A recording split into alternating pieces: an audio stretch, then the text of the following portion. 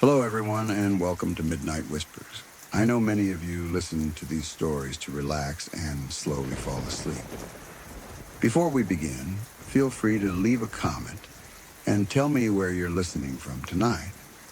If you enjoy these stories, please like the video and subscribe to the channel. Now, get comfortable, take a slow breath, and let's begin.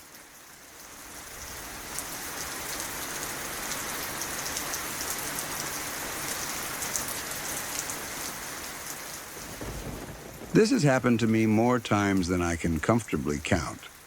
And for a long time, I didn't talk about it much because it sounds ridiculous if you haven't experienced it yourself.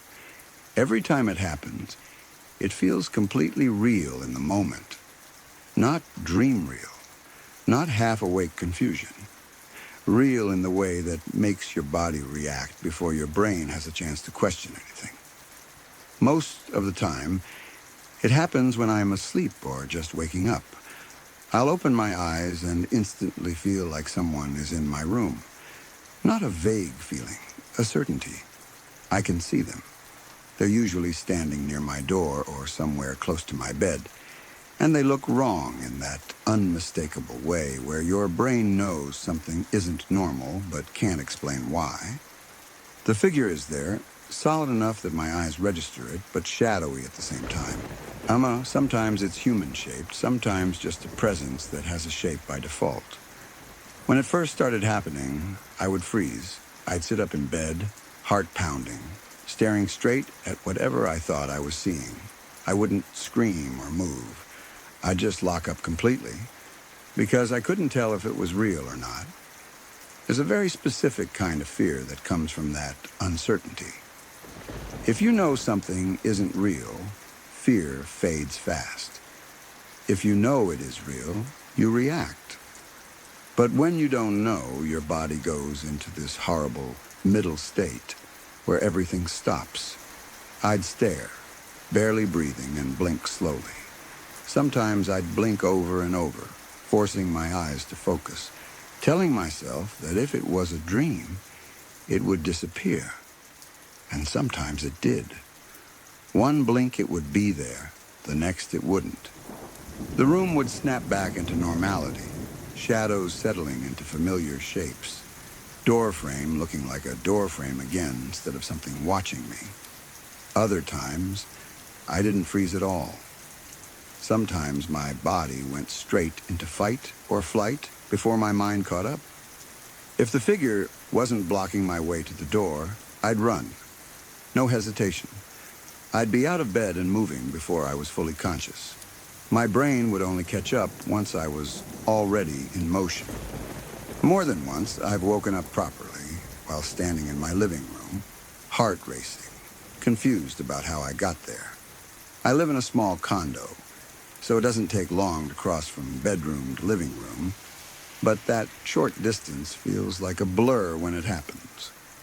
One moment I'm asleep. The next, I'm standing under the living room light, breathing hard, trying to piece together what just happened. If the figure was between me and the door, my instinct went the other way. Instead of running, I'd leap at it. There was no conscious decision involved, no thought process, just this overwhelming certainty that something dangerous was blocking my escape. And the only option was to get through it. It didn't matter what it was. My body reacted the same way every time, like a switch had been flipped. Looking back on it while fully awake, the idea of attacking something I couldn't even confirm was real is terrifying in its own way. But in the moment, it feels logical, necessary. One incident in particular stands out because it was the first time someone else witnessed the aftermath. I was sleeping next to my ex at the time. We were both in bed, covers pulled up, the room dark and quiet. I don't know what triggered it that night, but I woke up suddenly and saw two figures standing at the foot of the bed. Not one, two. They weren't touching us, but they were close enough that my body reacted instantly. My first thought wasn't about myself. It was about her. I remember this very clearly. I thought that if something was wrong, I couldn't just run and leave her there. The door was blocked anyway, so my brain skipped straight to the same instinct it always did in that situation. I jumped. What I didn't account for was the fact that I was almost completely wrapped in blankets. When I launched myself forward, the blankets came with me. They ripped off the bed in one violent motion, tangled around my arms and legs, and turned what should have been a clean leap into a chaotic mess. Our bedroom wasn't very big. The distance from the foot of the bed to the wall was shorter than my body probably assumed in that half-dream state. I didn't hit anything that resembled a shadowy figure. I hit the wall. Hard. I remember my head planting into it, the shock snapping me into full awareness instantly. I slid down to the floor, tangled in blankets, heart hammering, trying to understand why I was suddenly in pain. Behind me, my ex woke up to the sound of the impact and sat bolt upright, staring at me like I'd completely lost my mind.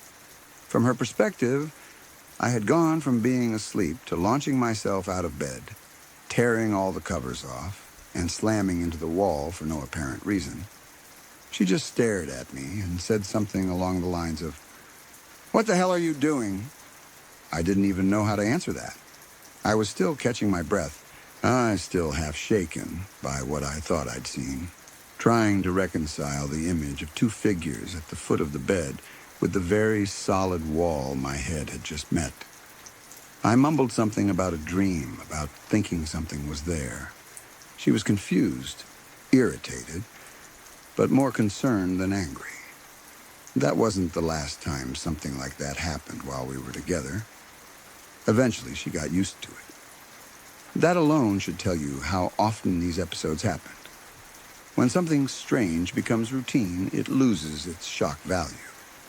By the time I jumped out of a window while sleepwalking, she barely reacted the way a normal person probably should have. She was alarmed, sure, but not surprised. It had become part of living with me. The thing is, these episodes don't always follow the same script. Most of the time, it's a figure, a presence that feels human, or at least humanoid. Something watching, something waiting. But recently, something changed. Just last week, I had an experience that was similar in structure, but completely different in form. Instead of waking up and seeing a figure in my room, I woke up convinced there was a small animal in bed with me. A kitten. A little stray kitten that had somehow gotten under the covers. I don't own any pets. I haven't for a while. There was no logical reason for this belief, but logic wasn't part of the equation at that moment. I could feel it, or at least I thought I could. A small, warm shape shifting near my legs. My immediate reaction wasn't fear. It was concern. I was terrified that I had rolled over onto it in my sleep or scared it. My heart started racing, but not in panic, in urgency. I started frantically trying to find it under the blankets, moving slowly and carefully, talking out loud without even realizing I was doing it. I remember whispering, telling it that it was okay, that it was safe, that I wasn't going to hurt it. I was desperate to reassure something that didn't exist. I pulled the covers back, expecting at any second to see a pair of frightened eyes or feel a tiny body scramble away. There was nothing. The bed was empty. The room was empty. The silence that followed felt heavy and disorienting. I sat there for a long time, blankets bunched in my hands, trying to process how real it had felt. This wasn't the usual fear-based hallucination. This was emotional, protective, gentle even. That's what unsettled me the most. In all the other episodes, my reaction had been driven by perceived danger. This time, it was driven by empathy, by the instinct to protect something vulnerable. It made me realize just how convincing these experiences can be. My brain didn't just invent a threat, it invented a responsibility. I've read enough over the years to know that what I experience likely falls under sleep-related hallucinations or parasomnia, the brain waking up before the body or vice versa, dream imagery bleeding into reality, the mind filling in gaps before logic has time to intervene. I understand that explanation, and it makes sense on paper. But understanding it doesn't make it easier when it happens. In the moment, your body doesn't care about scientific explanations. It reacts to what it thinks is real. Your heart rate spikes, your muscles tense, your instincts take over. And by the time you're fully awake, the damage is already done. You've run into walls, ripped blankets off beds, terrified partners, or stood shaking in another room wondering how you got there. What makes it worse is how vivid the memories are afterward. These aren't hazy dream fragments that fade with daylight. They stick with you. You remember where the figure stood, how close it was, the feeling of being watched, or, in the case of the kitten, the warmth and the panic and the sudden emptiness when you realize nothing was there. I don't think these experiences mean anything supernatural. I don't think there's something actually standing in my room at night. But I also can't deny how deeply they affect me, how real they feel, how they blur the line between sleeping and waking in a way that makes you question your own perception. Each time it happens, there's a brief period afterward where I'm shaken, even embarrassed. I replay it in my head, analyzing it from every angle, trying to figure out what triggered it this time. Stress, lack of sleep, anxiety, changes in routine. Sometimes I can trace it back to something obvious. Other times, there's no clear cause at all. The kitten incident especially caught me off guard because it broke the pattern I'd come to expect. It showed me that my brain isn't limited to one type of illusion. It can create whatever makes the most emotional sense in the moment, whether that's a threat or something that needs protecting. And that's the part that still gets to me. Because if my mind can do that so convincingly while I'm asleep, it's a reminder of how fragile our sense of reality really is, and how easily the brain can fill in blanks and present them as truth, how quickly instinct can override reason. When people talk about seeing things at night, about figures in their rooms or presences they can't explain, I understand them on a level that's hard to put into words. Not because I believe it's something supernatural, but because I know how real it feels when your brain decides it is. Even now, when I wake up suddenly in the dark, there's always a split second where I scan the room, checking corners, doorways, shadows, making sure everything is where it should be, making sure nothing is watching. Most nights, nothing happens. But every once in a while, my brain reminds me just how convincing it can be when it decides otherwise.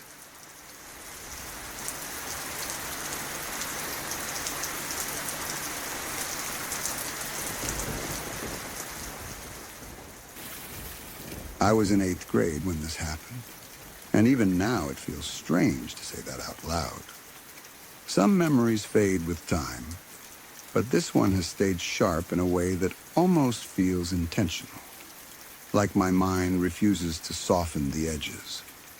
It centers around my favorite teacher, a woman who stepped into my life at exactly the moment I needed someone steady, and the unimaginable way her story ended. That year was already hard before I ever stepped into her classroom. My family had just moved from California to Vermont, and the change felt enormous in every possible way. Everything was quieter, colder, and unfamiliar. I didn't know anyone, and I wasn't the kind of kid who could just walk up to strangers and start talking. I carried my nervousness like armor, except instead of protecting me, it made me look distant. Most kids assumed I didn't talk at all. Some of them genuinely thought I was mute. I didn't correct them. It felt easier to disappear than to explain myself. Homeroom was the one place that didn't feel suffocating, and that was entirely because of her. From the very beginning, she noticed me in a way that wasn't intrusive. She didn't force conversations or put me on the spot. Instead, she made small gestures that slowly chipped away at my fear. A quiet check-in after class, a warm smile when I walked in, casual questions that felt safe to answer. She had a way of making you feel like you mattered without making a big show of it. Over time, I started talking more. I laughed in class. I answered questions. School stopped feeling like a battlefield and started feeling like a place I could actually exist. She had this natural warmth that extended beyond her students. She talked about her family often, especially her son. He was her foster son at the time, and she spoke about him with unmistakable pride. She would share little updates, how he was adjusting, something funny, he said, a milestone he reached. You could hear the love in her voice. Eventually, she adopted him, and I remember how happy she was. She talked about it like her family had become whole. It felt genuine, like she had opened her home and heart completely. Her daughter was in my grade. We weren't close, but I saw her often. She carried a permanent edge like she was annoyed at the world. She rarely smiled, and conversations with her were short and tense. I didn't think much of it at the time. Teenagers go through phases, and I figured she was just one of those people who preferred to keep their guard up. Her son, on the other hand, ran in social circles connected to my sister, who was a year ahead of me. He spent a lot of time with her friends. From the beginning, my sister said something about him felt off. Not in a dramatic way, just a quiet discomfort she couldn't fully explain. He would say things that didn't land right. His humor was strange and sometimes unsettling. He had bursts of energy that didn't match the situation, like he was playing by rules no one else understood. One moment in particular stuck with my sister. They were crossing a bridge on their way to school, walking in a loose group and talking about nothing important. Without warning, he grabbed her arm, lifted her, and held her over the side of the bridge. The river rushed beneath them. She said her heart dropped so fast she couldn't even scream. He laughed, not nervously, not apologetically, just laughed like it was harmless fun. After a few seconds that must have felt like forever, he pulled her back onto solid ground. The group awkwardly brushed it off. Someone made a joke. Everyone pretended it was nothing. But my sister came home shaken. Even then, she couldn't explain exactly why it scared her so much. It wasn't just the act. It was the energy behind it. Life moved on the way it always does. Freshman year came. New classes, new routines, the illusion of starting over. But I stayed in touch with my old teacher. She was one of those people you didn't just forget. I'd stop by to say hi, send occasional emails, talk to her when I needed advice. She still treated me with the same kindness she always had. Talking to her felt grounding, like stepping into a familiar room after a long day. Then came the morning that split everything into before and after. School started normally enough. The halls buzzed with the usual noise, lockers slamming, people half awake, the smell of cheap cafeteria coffee. But something felt wrong almost immediately. Teachers weren't chatting or joking like they usually did. Their faces were tight. Conversations stopped when students got close. Within minutes, staff began ushering everyone toward the auditorium. No explanation, just quiet urgency. We filled the seats in a confused murmur, hundreds of students whispering theories. A fire drill, a schedule change? Nobody knew. The principal walked onto the stage, and the room slowly quieted. He looked like he hadn't slept. His voice, when he spoke, was heavy in a way that made my stomach twist. He told us that a beloved teacher had passed away that morning, Then he said she had been killed. The words didn't land right away. They floated in the air, unreal. My brain tried to reject them, not her. That didn't make sense. People like her didn't die violently. They were supposed to exist in a protected space in your memory. Safe, warm, permanent. When the realization hit, it was like something collapsed inside me. I couldn't breathe properly. Around me, reactions exploded. Shock, whispers, disbelief. And then, unbelievably, some kids started making jokes. Nervous laughter, insensitive comments, the kind of cruel humor teenagers sometimes use to distance themselves from pain. Each sound felt like a slap. I sat there crying openly, unable to stop. It wasn't quiet tears either. It was the kind of grief that forces its way out. School was dismissed early. The halls felt hollow, like the building itself understood something terrible had happened. Outside, clusters of students traded information in hushed voices.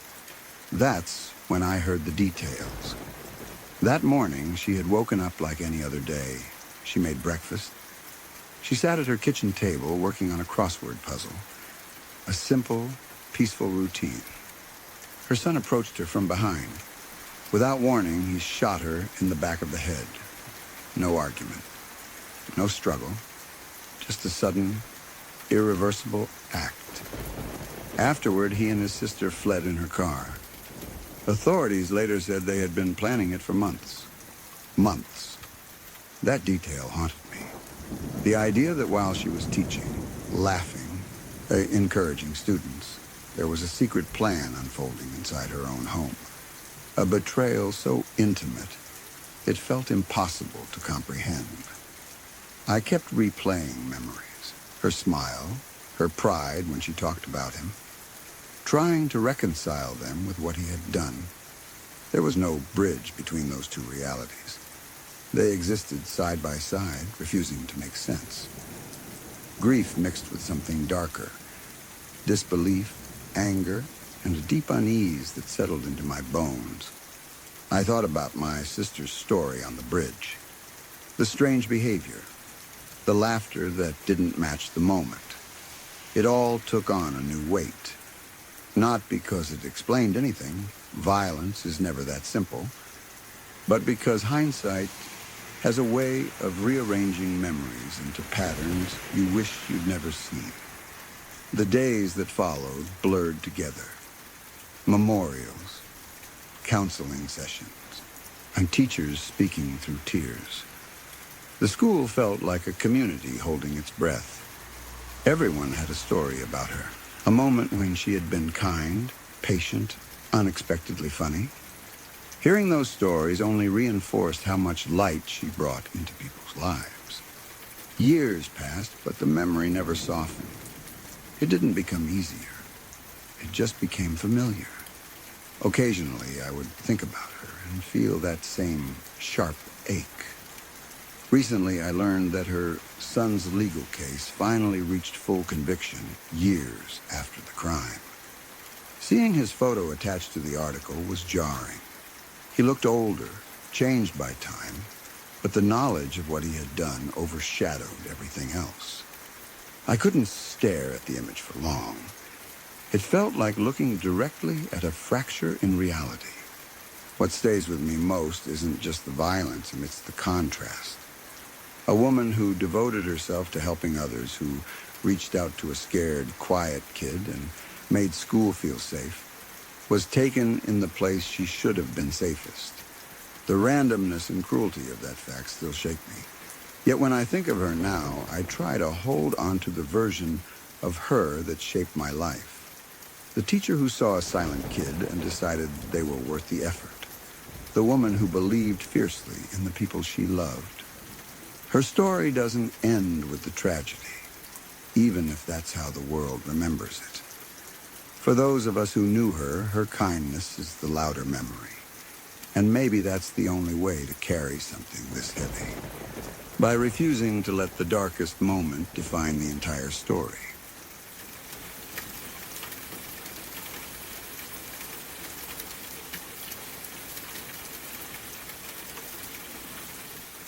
were coming back across open water when everything changed. The mission itself had already felt unreal. We'd delivered something important, something we weren't allowed to talk about, and the mood on the ship was strange because of it. Not celebratory, not tense, just quiet. Like everyone sensed, we were part of something bigger than ourselves, but didn't yet understand what that meant. Orders were orders. You did your job, and you sailed home. The night was calm when it happened. Too calm. The kind sailors learned to distrust. The sea rolled gently, black and endless under the stars. Most of the crew was settling in. Some men were talking softly, others half asleep in their bunks. The ship hummed with the steady rhythm of engines doing what engines have always done, carrying men through darkness toward whatever waited next. Then came the impact. There wasn't time to process the first explosion. Before the second tore through us, the ship shuddered like a living thing in pain. Metal screamed, lights flickered, men were thrown from their feet. For a moment, confusion ruled. Shouts, alarms, boots pounding on steel. And beneath it all, the unmistakable feeling that the vessel was dying. Training kicks in during moments like that. You don't think in sentences. You react. Get topside. Help whoever you can. Move. The deck tilted underfoot. Water already claiming spaces it didn't belong. Some men prayed, some cursed. Some moved in stunned silence. Fear makes people honest. The ship didn't linger. 12 minutes is nothing when you measure time in heartbeats. One moment we were aboard a warship. The next we were in the ocean, scattered under a sky that didn't care what had just happened. The vessel slipped beneath the surface with a sound I'll never forget, a deep, final groan, and then it was gone. 1,100 men entered the water that night. At first, survival felt simple. Stay afloat, stay together, call out for friends. The ocean was warm, almost gentle, betraying no hint of what was coming. We clung to debris, life jackets, each other. Voices filled the darkness, roll calls, reassurances, questions no one could answer. Somewhere, someone laughed nervously. It didn't last long. We didn't see the first shark immediately. About half an hour passed before someone whispered the word. It traveled through the group like a current. You don't mistake the shape. Even in low light, the silhouette cuts cleanly through the water. Oh, a dorsal fin slicing the surface. A presence older than fear itself. It circled. Then another appeared. At dawn, the ocean revealed what the night had hidden. Fins glided in lazy arcs around us. The water that had felt endless now felt crowded. Men drew closer together instinctively. We formed tight clusters, shoulder to shoulder, believing proximity meant safety. Someone compared it to old battlefield formations, soldiers standing firm against a charge. The logic was simple. If a shark approached, the nearest man would fight back. Pound the water, shout, create chaos. Sometimes that worked. Sometimes it didn't. There's a moment when a predator decides. You see it in the way it moves. A subtle shift, a line drawn between circling and committing. When a shark locks onto you, the world narrows. Its eyes are wrong. That's the only way to describe them. Black, empty, unreadable. They don't reflect fear or anger or hunger. They reflect nothing.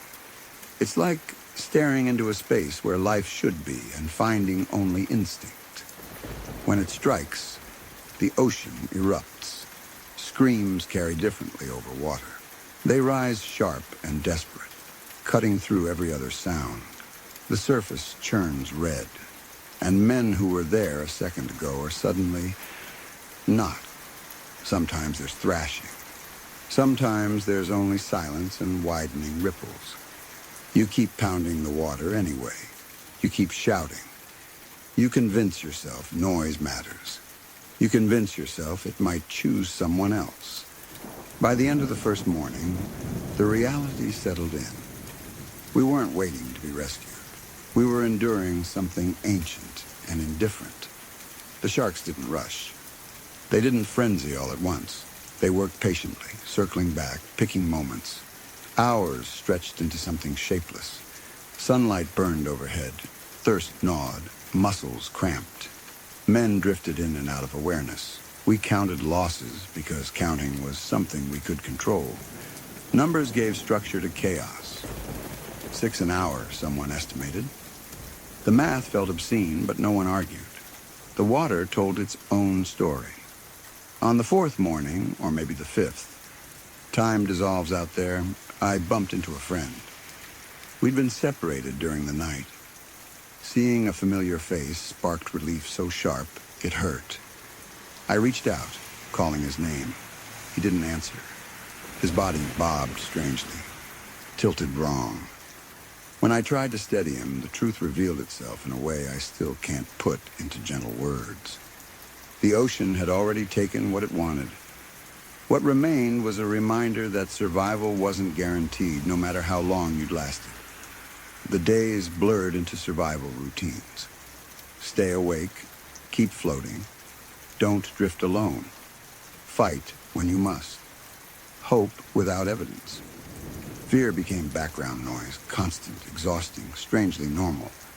Then, sometime around midday, salvation appeared in the sky. At first, it was just a sound, distant, mechanical, almost imagined. Heads lifted, eyes squinted against the glare. A plane cut across the horizon, low and purposeful.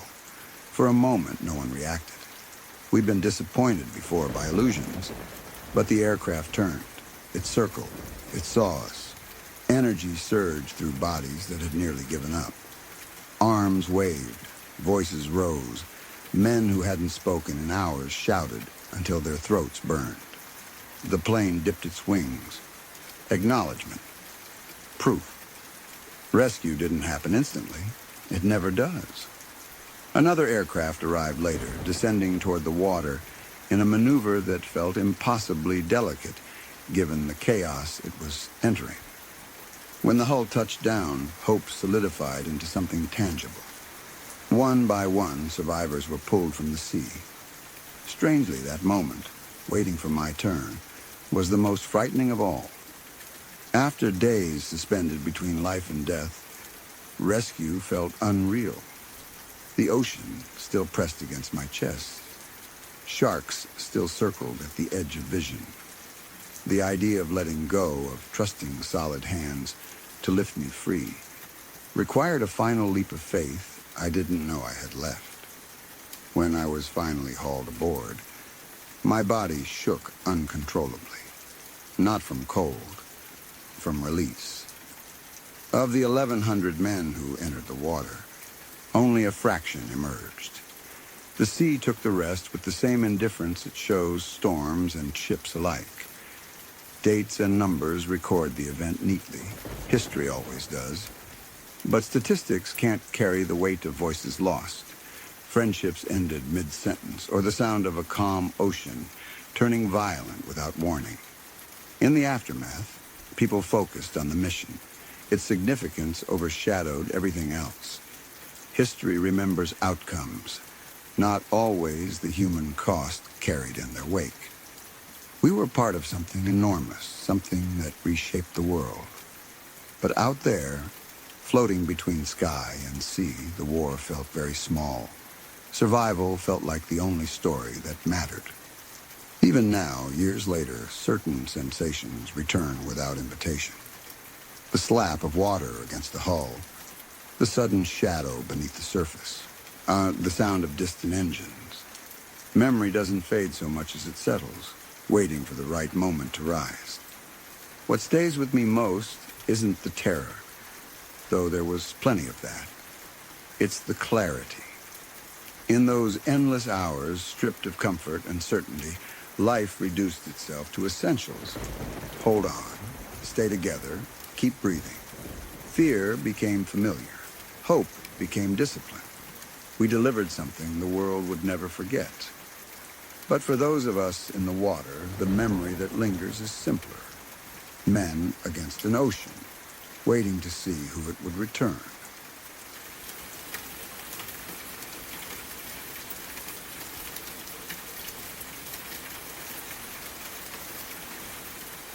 About 5 months ago, something happened that shook me and everyone around me in a way I'll never forget.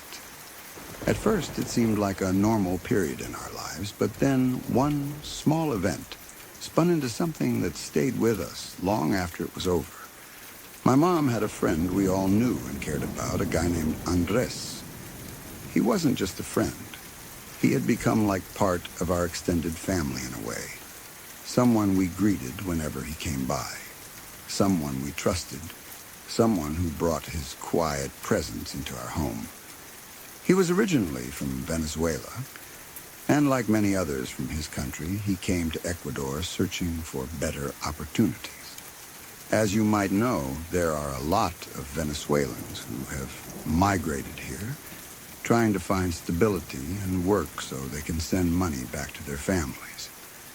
When Andres first came here, things were tough for him, really tough.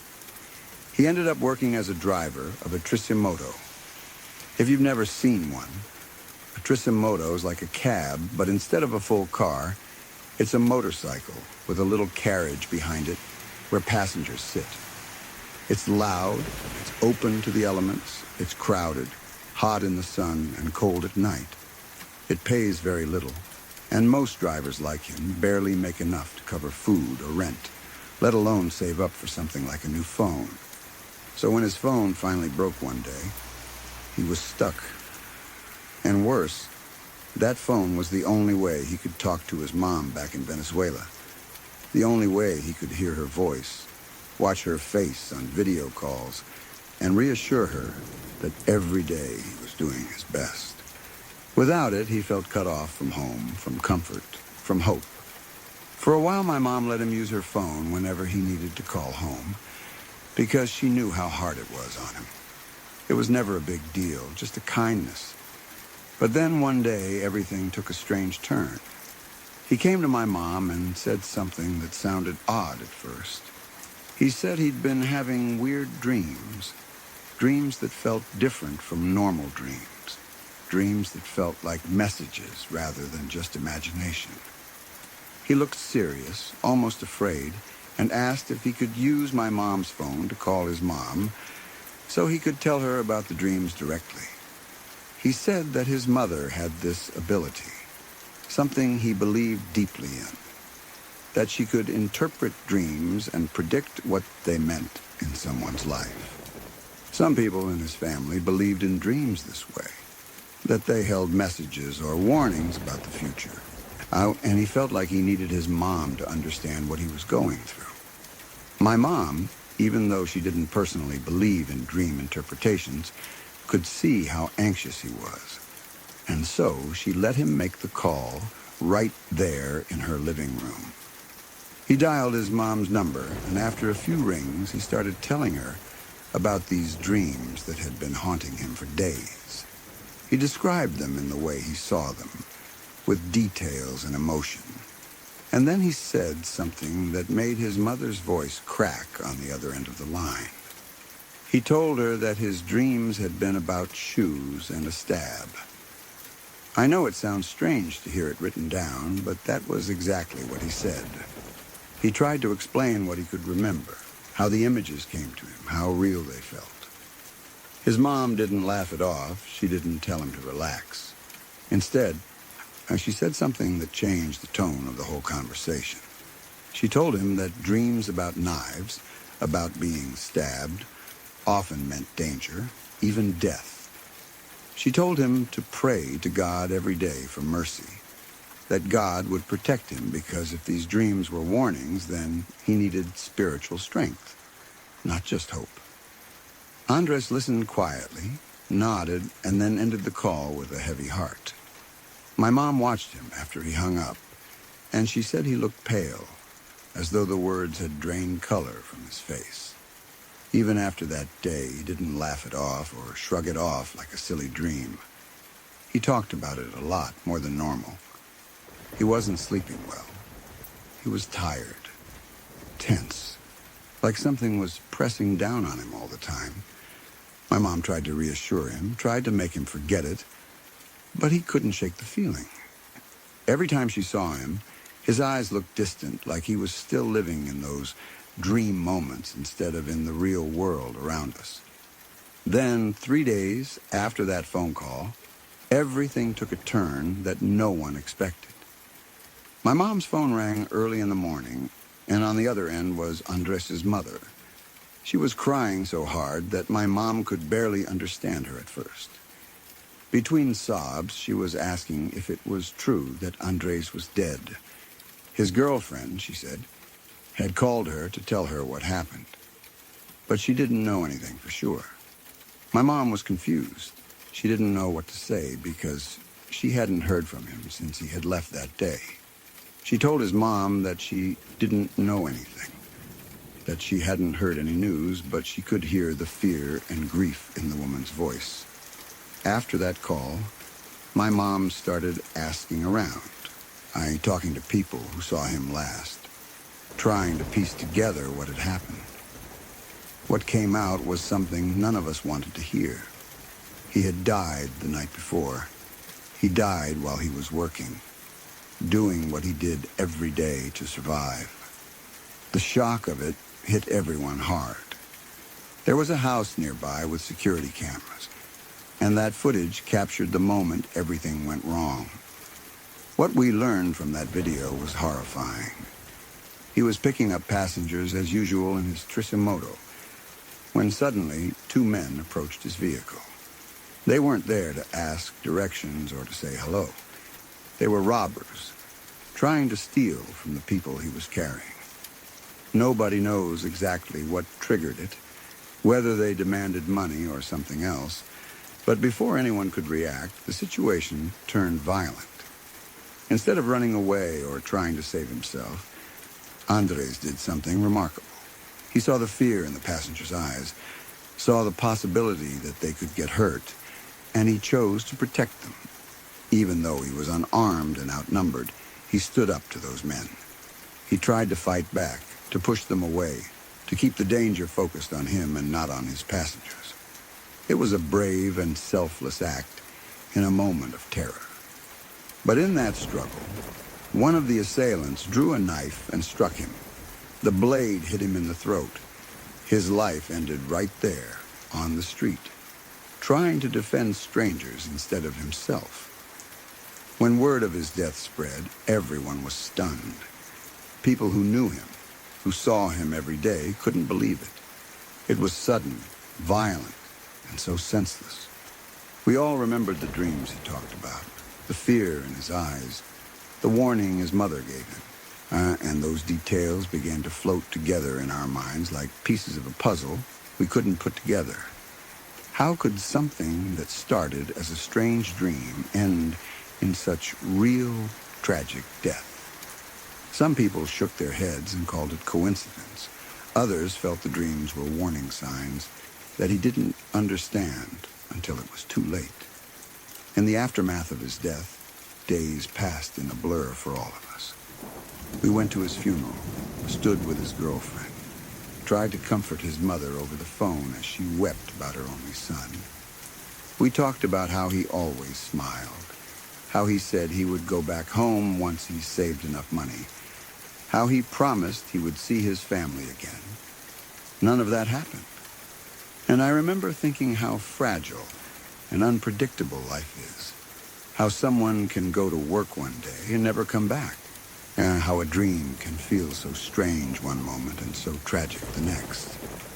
Losing him made the stories about dreams and warnings feel heavier, like they weren't just random thoughts anymore. Some people started talking about fate. Some talked about the spiritual meaning of dreams. Others just saw it as a painful reminder that danger can come without warning. And though none of us can say for certain what dreams really mean, we all carry his memory with us. We remember Andres not as a dreamer, not as a victim, but as someone who chose to stand up for others until his last breath.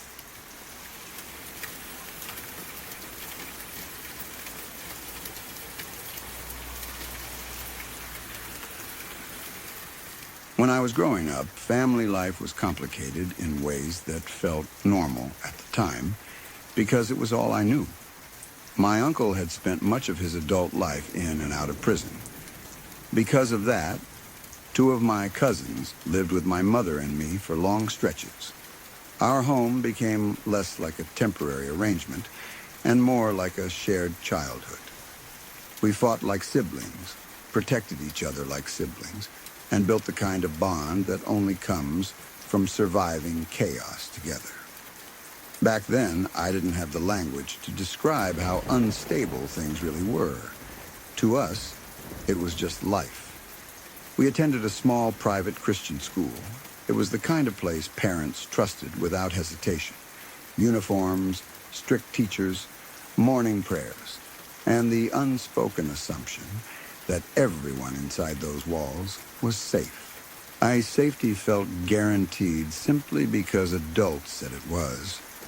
When you're young, you don't question those assurances. You accept them as truth. One afternoon, we were waiting to be picked up after school. It was routine. Kids gathered near the flagpole, scanning the parking lot for familiar cars. My cousins and I were joking around, restless and ready to go home. That's when a man approached us. He spoke calmly, confidently, like someone used to being obeyed. He told us our mom was working late and had sent him to pick us up. There was no immediate alarm. He said it so casually, with the tone of an adult running an errand. We were children, raised to trust authority, especially in a setting wrapped in religious reassurance. He didn't rush us or act suspiciously. He simply waited for us to follow. And we did. Looking back, that moment feels surreal. There was no dramatic tension, no instinctive warning bell. Just three kids believing what they were told, because that's what kids are taught to do. The drive was quiet. We assumed we were heading home. None of us noticed the unfamiliar turns until the surroundings changed. Buildings grew sparse, streets emptied. The man didn't speak much, and when he did, his voice stayed level, controlled. There was no anger, no impatience, just direction. When the car stopped, confusion replaced comfort. We weren't anywhere we recognized. Before we could process it, everything escalated quickly. The tone shifted from polite to absolute. We were led into a warehouse, cold, dim, echoing. Fear settled into my stomach like a weight. What followed is something that has lived inside us ever since. He's sealed away in a place we rarely visit, even in our own thoughts. We were restrained in a way that forced us to remain aware of everything happening around us. The adults in that space weren't frantic or chaotic. They were methodical. The air felt heavy with intent. My uncle was there. Seeing him, battered, terrified but alive, shattered any illusion that this was a misunderstanding. Time lost meaning. Fear stretched moments into something endless. My younger cousin cried uncontrollably, the sound cutting through the silence like a wound. The rest of us were frozen, caught between disbelief and the instinct to survive by staying quiet. The men spoke in measured tones, delivering what they framed as a lesson. Their words weren't shouted. That calmness made them feel more dangerous. They told us we were there to understand consequences, to see what happened when someone crossed lines they believed should never be crossed. Their message wasn't just for my uncle. It was for us. The atmosphere was surreal, like standing inside a nightmare where everything is too sharp, too real, and impossible to escape. Fear became something physical, pressing against my ribs, tightening my throat. I remember focusing on small details just to stay grounded. The smell of dust, the echo of footsteps, the cold air against my skin. When it was over, the room felt hollow, like sound itself had been drained. The men approached us again. Their voices returned to that unsettling calm. They warned us about silence, about debt, about futures we were never meant to step into. The threat wasn't loud. It was deliberate, spoken as fact rather than possibility. Then, just as suddenly as it had begun, it ended. One of them untied us. His expression was unreadable. He told us to run, and we did. We didn't look back. Survival narrowed our world to a single goal: distance. Our feet pounded against pavement, lungs burning, minds struggling to catch up with reality. Somehow we made it back into a version of normal life, though nothing would ever feel normal again. In the days and weeks that followed, silence became our shared language. Adults asked questions we couldn't answer. Authorities circled in ways we didn't fully understand. But the core of what happened stayed locked inside the three of us.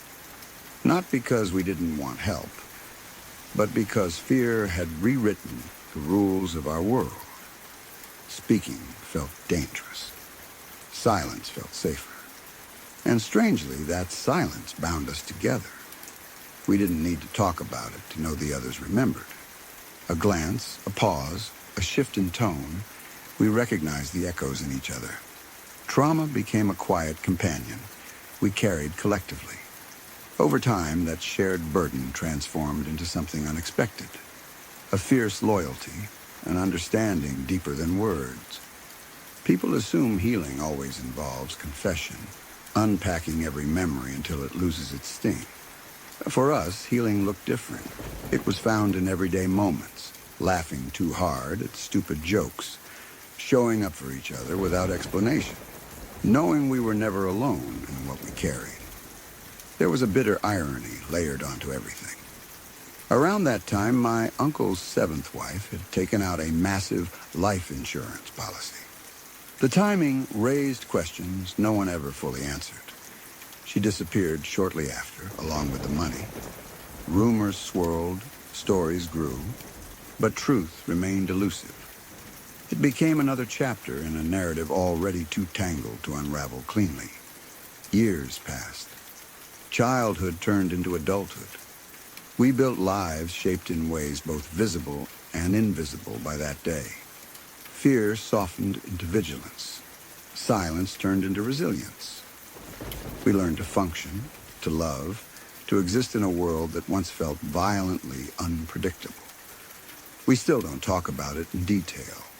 Not because we've forgotten. Forgetting was never an option. But because our bond doesn't require words to validate what we survived. There's an unspoken agreement.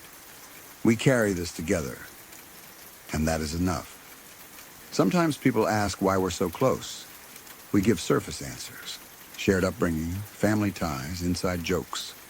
The truth is deeper and quieter. We are connected by a moment that fractured our childhood and forced us to grow in ways children never should. And yet, within that fracture, we found something enduring. Not freedom from memory, but freedom from facing it alone. That, in its own strange way, is liberating.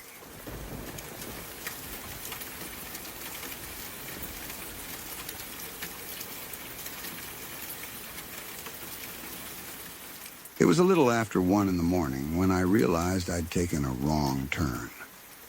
I was driving home through the quiet stretch of semi-rural Kentucky. I'd traveled 100 times before, but that night everything felt slightly unfamiliar. Roads looked different in the dark. Landmarks disappear. The world shrinks down to whatever your headlights touch. I wasn't worried at first, just mildly annoyed with myself for missing a turn. The road I chose seemed harmless enough. It was narrow, bordered by trees that leaned in like silent spectators. My tires hummed softly against the pavement as I followed the curve, expecting it to reconnect with the familiar route. Instead, the road kept stretching forward, growing darker and more isolated with every passing second. I remember glancing at my phone for navigation, but the signal flickered in and out. That's not unusual in rural areas, but it added to the feeling that I'd wandered somewhere I shouldn't have. I told myself it was fine. I'd find a turnaround soon enough. Then the pavement ended. The transition from road to gravel was sudden. The crunch beneath my tires echoed louder than it should have in the stillness. My headlights revealed a clearing ahead, not a driveway exactly, more like a dead end carved into the trees. And sitting there, angled slightly toward me, was a truck. It was old and dirty, the paint dulled by dust and wear. The truck looked like it belonged there, like it hadn't moved in a while. My instinct was to stop immediately, but momentum carried me forward just enough to make my presence obvious. A man stepped into the beam of my headlights. He hadn't been visible at first, and in one moment the clearing was empty except for the truck. The next, he was there, standing beside it like he'd materialized out of the darkness. He wasn't rushing. He didn't look surprised. He just turned his head slightly toward me, acknowledging that I had arrived. My stomach tightened. I rolled my window down halfway, enough to speak, but not enough to feel exposed. My voice sounded smaller than I intended when I called out an apology. I told him I'd taken a wrong turn and didn't mean to intrude. He walked a few slow steps closer. The gravel crunched under his boots in deliberate rhythm. There was no aggression in his posture, no raised voice, no threatening gestures. But something about his calmness unsettled me more than anger would have. He stopped just outside arm's reach, close enough that I could see his face in the glow of my headlights. His expression was neutral, not annoyed, not curious, just still. When he spoke, his voice was low and steady, carrying none of the awkward politeness I expected. There was no hesitation, no attempt at small talk. He looked directly at me and said, in the coldest, calmest tone I've ever heard, "You turn around and go home, honey." That was it. No explanation, no follow-up. Just a simple instruction delivered with absolute certainty. Something inside me reacted before my mind caught up. My hands tightened on the steering wheel. Every instinct screamed the same message: leave. As I shifted into reverse, my headlights swept across the back of his truck. The beam caught on something dark smeared across the tailgate. At first, my brain didn't register what I was seeing. Then the color resolved in my vision. Blood. Not dried, not faint. Thick, dark streaks that glistened wetly in the light. There was enough of it to leave no doubt about what it was. My breath caught in my throat. Time slowed in that strange way it does when fear sharpens your senses. I didn't stare long, maybe half a second, but it was enough to burn the image into my memory. The metallic smell didn't reach me, but my mind filled it in anyway. I forced myself not to panic. My car jerked slightly as I corrected my steering. The gravel shifted beneath the tires, and for one terrifying moment I imagined getting stuck. Imagined the engine dying.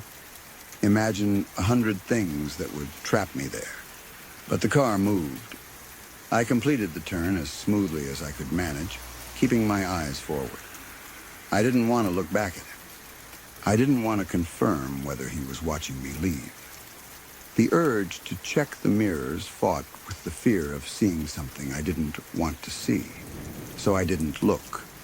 The moment my tires hit pavement again, I pressed the accelerator harder than I meant to.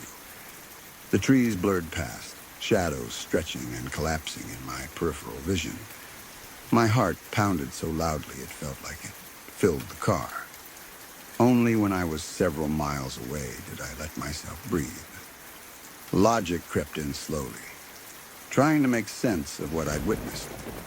Rural Kentucky meant hunting. Deer were common, coyotes too.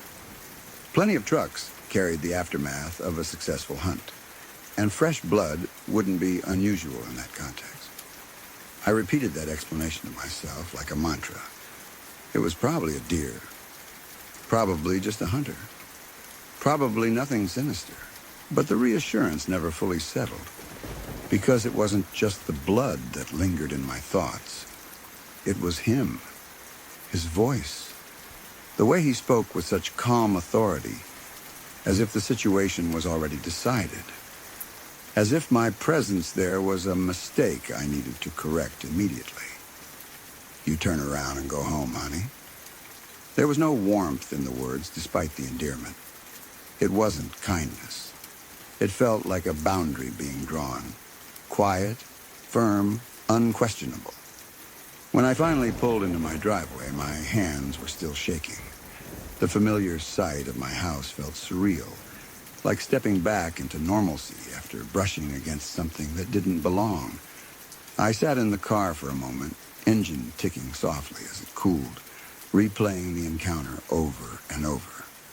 I tried to convince myself I was overreacting. That exhaustion and darkness had amplified an ordinary interaction into something eerie. But the memory refused to shrink. Every detail remained sharp. The truck, the blood, the man's unblinking stare. I didn't sleep much that night. Every creak of the house sounded louder. Every passing car made my pulse spike. My mind kept circling the same question. What had I actually stumbled into? Morning light made everything feel less dramatic. Sunlight has a way of washing fear into something manageable. By breakfast, the story sounded almost mundane when I recounted it in my head. A wrong turn. A hunter. A stern stranger telling me to leave. Still, the emotional residue remained. Years have passed. And I still think about that night more often than I'd like to admit. Memory softens many things over time, but not this. The scene returns with startling clarity whenever I drive down an unfamiliar road after dark. I don't claim to know what the truth was. Maybe it truly was nothing more than a hunter field dressing a deer. That's the explanation I hope is right. It's the version of the story that fits neatly into the world I understand. But the feeling, that cold certainty in his voice, the silent warning carried in such simple words, never faded. Sometimes fear doesn't come from what you see. It comes from the sense that you've crossed into a moment you weren't meant to witness. A wrong turn that places you briefly at the edge of something unknown. And even now, when I think back to that clearing, and the man standing in my headlights, I can still hear him, calm, steady, unhurried, telling me exactly what to do. Turn around, go home. And I'm grateful I listened.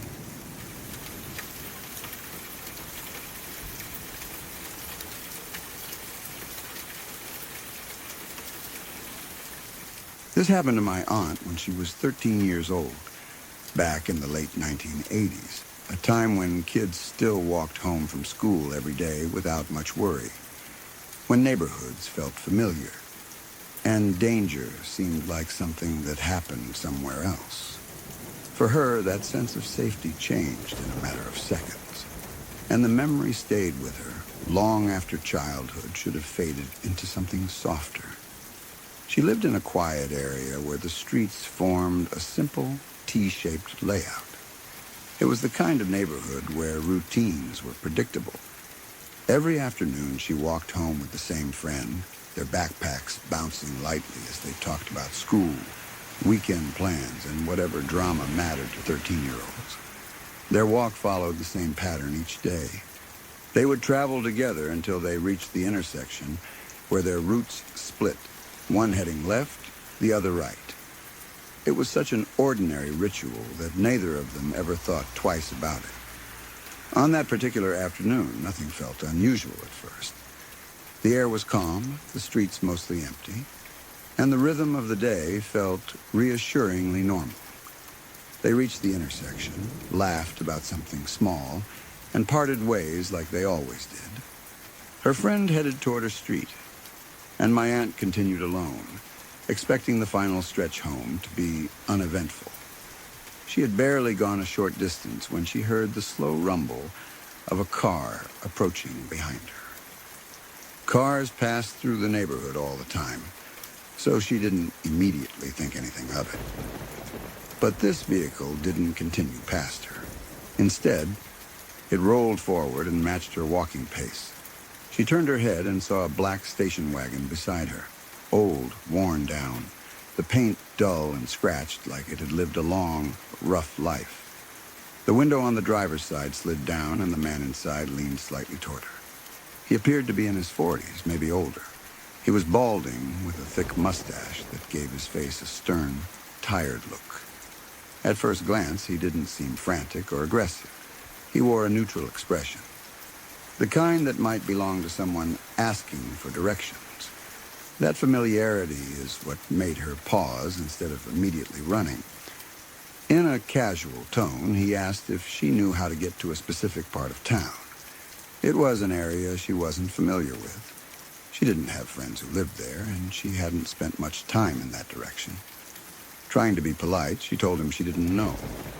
While she was answering, something in his posture caught her attention. Her eyes shifted downward for just a moment, a glance she didn't consciously plan. And that's when her brain struggled to process what she was seeing. The man was masturbating while he talked to her. For a split second, her mind froze. It didn't make sense. The situation felt disconnected from reality, like her brain rejected the image before finally accepting it. When the realization hit, it came with a rush of shock and revulsion that made her stomach drop. She snapped her gaze back up, and in that instant, their eyes met. He knew she had seen what he was doing. His expression changed, not into anger or panic, but into something colder, something that suggested he'd been caught, but didn't feel remorse. So, without another word, he pressed the gas pedal and sped away, and the station wagon lurched forward, tires humming loudly against the pavement as it disappeared down the street. Adrenaline surged through her body. Instinct overrode fear, and she ran after the car, hoping to catch the license plate number. Her backpack bounced wildly against her shoulders as she sprinted, but the car was already too far ahead. Within seconds, it vanished around a corner. Frustration and disbelief crashed into her all at once. She stood there breathing hard, feeling exposed and shaken. This wasn't just a strange encounter. It was deeply violating. The man had taken something ordinary and twisted it into a moment she couldn't immediately shake. Remember, this was the late 1980s. There were no smartphones to pull out, no instant photos to capture evidence. Once the car was gone, it was gone. She ran the rest of the way home, her thoughts racing faster than her feet. When she burst through the door, her mother immediately knew something was wrong. Between shaky breaths, my aunt explained what had happened. Saying it out loud made the memory feel even more real, and embarrassment crept in alongside fear. She felt ashamed despite knowing she'd done nothing wrong, a reaction many people have when confronted with something so invasive. Her mother didn't hesitate. She told her daughter they needed to inform her father. That suggestion alone made my aunt want to disappear into the floor. The idea of repeating the story was mortifying. But her mother understood the seriousness of the situation and insisted. Her father reacted exactly as you'd expect, protective, furious, and determined to do something. He contacted the police immediately. Officers took a report, asked questions, and tried to gather whatever details they could. The car's color, the man's appearance, the location, the time. But without a license plate or additional witnesses, their options were limited. The case went nowhere. Life moved on in the way it always does, but the incident left a mark. My aunt became more cautious, walking alone. The neighborhood that once felt safe now carried an undercurrent of uncertainty. It was a harsh lesson learned too young, that danger doesn't always announce itself loudly. Sometimes it pulls up beside you in broad daylight wearing a calm face. A couple of years later, when she was older, she had a friend who lived in the same area the man had asked about. One afternoon, the two of them were riding their bikes through that neighborhood, laughing and enjoying the freedom that comes with being teenagers on wheels. Then she saw it. Parked along the street was a black station wagon, worn, scratched, unmistakably familiar. Her stomach tightened as recognition hit. Even after years, the image hadn't faded.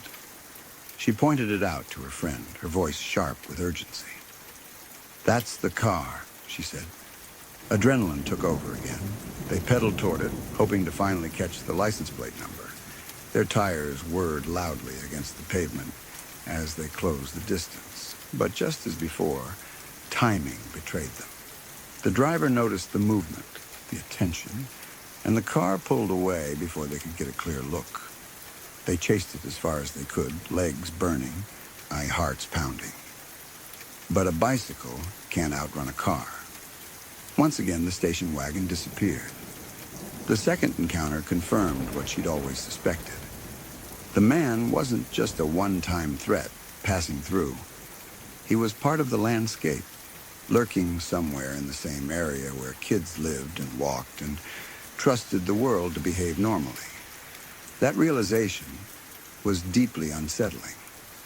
As the years passed, stories of similar encounters surfaced, not always connected to the same vehicle or individual, but part of a larger pattern that feels disturbingly common. Every generation seems to inherit its share of people, willing to cross boundaries and prey on moments of vulnerability. For my aunt, the memory never fully faded. It became one of those stories she shared not for shock value, but as a reminder, a cautionary tale about awareness, an instinct, and the importance of speaking up even when embarrassment tries to silence you. Looking back, what stands out most isn't just the creep's actions, it's her response. She trusted her instincts. She ran. She told her parents. She tried to gather evidence. She did everything a scared 13-year-old could reasonably do in a situation that no child should have to navigate. The experience stole a piece of innocence, but it also strengthened her understanding of boundaries and personal safety. It's a story that still carries weight, not because it was dramatic or cinematic, but because it was real, sudden, and deeply unsettling. And unfortunately, it's a reminder that while neighborhoods change and technology advances, the need for awareness and protection remains constant. Some dangers are loud and obvious. Others pull up quietly, or asking for directions, hiding their intentions behind a calm voice, waiting for someone young and unsuspecting to answer.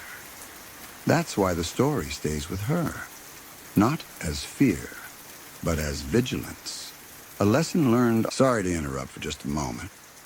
If you're new here, consider subscribing to Midnight Whispers for daily true horror stories that stay with you long after they're told, quietly unsettling and meant for the late hours.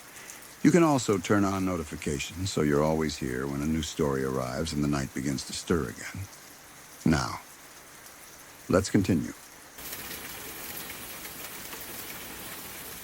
And half-done tasks. And all you want is to get home, shower, and sleep. The streetlights cast long yellow streaks across the pavement, and the air outside looked still, like the whole town had paused for the night. She had taken this route countless times before. It was familiar, safe, and predictable.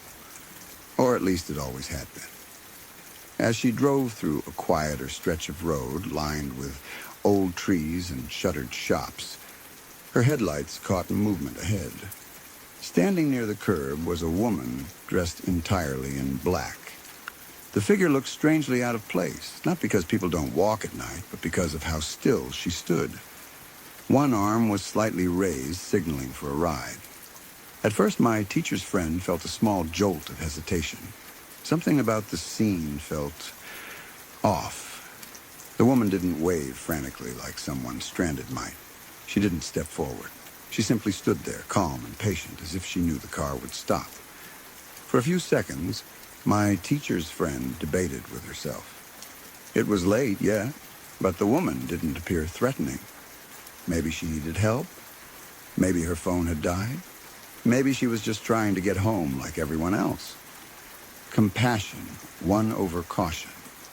She slowed down, pulled to the side of the road, and rolled down the window slightly. "Do you need a ride?" she asked. The woman nodded slowly. Even under the dim light, her face was difficult to make out clearly. There was something shadowed about her features, like the darkness clung too closely. She opened the back door and slipped into the seat without saying a word. The door clicked shut softly, too softly, and the silence inside the car thickened. Trying to be polite, my teacher's friend asked where she was headed. No answer. She assumed the woman hadn't heard her and asked again. Still nothing. The air inside the car felt colder than it should have been, and an uneasy sensation began to crawl up her spine. She told herself she was imagining things. Maybe the woman was tired. Maybe she didn't speak much English. The human mind is good at inventing logical explanations when it wants comfort. Minutes passed. The road stretched endlessly ahead, illuminated only by the headlights and the occasional flicker of street lamps. The silence became heavy, pressing against her ears. Finally, curiosity mixed with discomfort pushed her to glance into the rearview mirror. The back seat was empty. Her breath caught in her throat. A cold wave rushed through her chest. That wasn't possible. She hadn't heard the door open. She hadn't stopped the car. For a split second, her brain refused to process what her eyes were seeing. She twisted around in her seat, confirming what the mirror showed. No one was there. Her heart began hammering violently. Panic surged through her veins. Every instinct screamed at her to get out of there, to drive faster, to escape whatever had just happened. She turned back to the road, and that's when her eyes flicked to the mirror again. This time, a face stared back at her. It wasn't sitting in the seat like a normal passenger. It was too close to the mirror, filling the reflection with something grotesque and distorted. The features looked wrong, stretched in unnatural ways, eyes wide and hollow, mouth twisted into a shape that didn't resemble any human expression. It was the kind of face that doesn't just scare you. It freezes you, locking your muscles while your mind screams. A sound tore from her throat, half gasp, half cry. Her hands tightened around the steering wheel as adrenaline surged through her body. She forced herself to focus on the road, pressing the accelerator harder than she ever had. She didn't dare look back again. Every second felt like an eternity. Her ears rang with the thunder of her heartbeat, drowning out everything else. When she finally reached a brighter, busier street, she pulled over abruptly. Her entire body trembled. She checked the back seat again, this time slowly, cautiously. It was empty. Completely empty. No sign anyone had ever been there. She sat there for a long time, trying to breathe, trying to convince herself it had been stress, exhaustion, a hallucination. But the memory of that face burned into her mind with terrifying clarity. You don't imagine something like that. You don't feel fear that deep from nothing. She somehow made it home, but sleep never came. Every time she closed her eyes, she saw the mirror. She saw that face. The next day, my teacher received a call asking her to visit her friend at the hospital. When she arrived, she barely recognized her. The woman looked pale and shaken, eyes sunken from lack of rest. Her hands trembled as she tried to recount what had happened. The words tumbled out in fragments. The woman in black, the empty seat, the reflection. She wasn't telling the story for drama. She was reliving it. The doctors called it trauma, severe psychological shock. They suggested rest, therapy, grounding techniques. But nothing seemed to ease her fear. She became jumpy, paranoid, constantly checking mirrors, windows, reflections. She insisted the face wasn't just a trick of her mind. It had followed her. It watched her. Friends and family tried to be supportive, but skepticism crept in. Some assumed stress had broken her nerves. Others thought she was exaggerating. When she repeated the story, people smiled politely, exchanged glances, and changed the subject. Being dismissed hurt almost as much as the memory itself. Weeks turned into months. Instead of healing, she withdrew. She avoided driving at night. She kept lights on while sleeping. She spoke less, as if afraid that saying too much would make something return. My teacher visited whenever she could, watching her friend slowly become a shadow of the lively person she once was. Then one day, the calls stopped being about appointments and check-ins. My teacher learned that her friend was gone. The official explanation was vague. Complications tied to her deteriorating mental state, stress and trauma that had spiraled beyond control. But those close to her couldn't shake the unsettling feeling that something deeper had broken inside her the night she looked into that mirror. Even years later, my teacher said the memory of her friend's fear stayed with her. It wasn't just the story that haunted her. It was the certainty in her friend's eyes when she described what she saw. That wasn't the look of someone inventing a tale. It was the look of someone who had stared into something they couldn't understand, and something that never truly left them. And sometimes, on quiet nights, when the roads feel too empty and reflections linger a little too long, my teacher admits she still avoids looking in the rearview mirror for more than a second. Just in case some stories aren't meant to be remembered, only survived.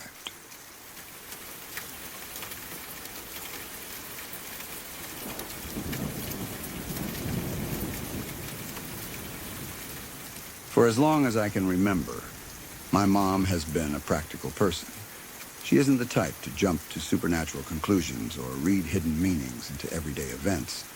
She believes in routines, logic, and the idea that most things have a reasonable explanation if you look hard enough. That's why the story she told me about a recurring nightmare has always stuck with me. It doesn't fit neatly into her usual way of thinking, and maybe that's what makes it feel so unsettling and strangely meaningful, even now. The dreams started long before she met my dad, back when her life was completely separate from the family she would eventually marry into. She was young, living her normal day-to-day life, when she began having the same nightmare over and over again. It wasn't vague or symbolic in the way dreams often are. It was vivid, detailed, and disturbingly consistent. In the dream, she would see two men in a car. One was clearly older. Not elderly, but mature. Someone with a presence that suggested experience and authority. The other was younger, energetic, almost protective in the way he moved.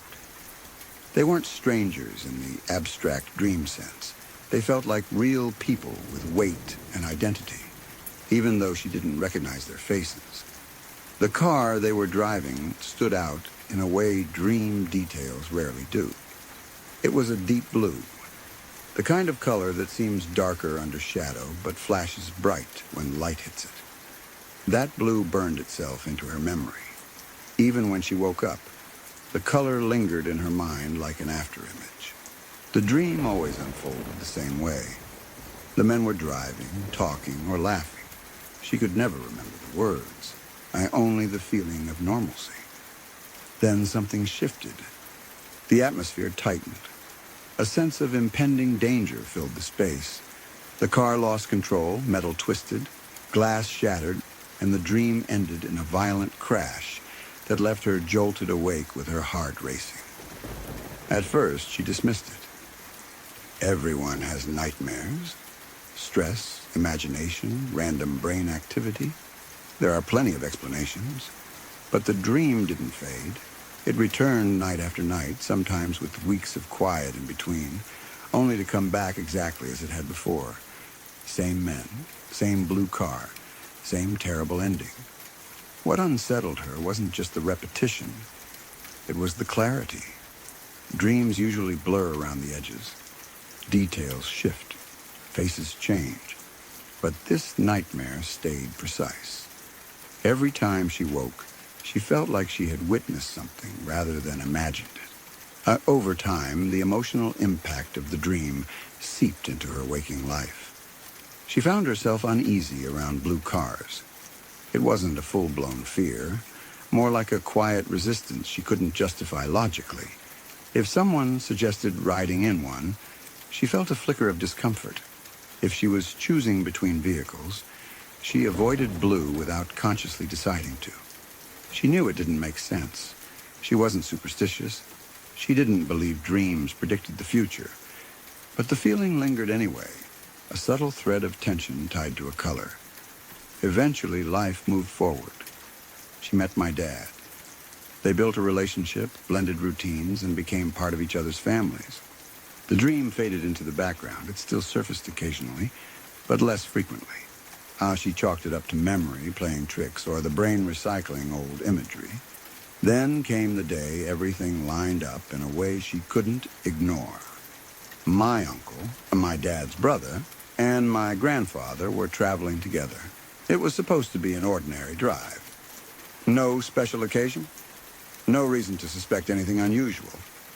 Somewhere along that route, something went terribly wrong.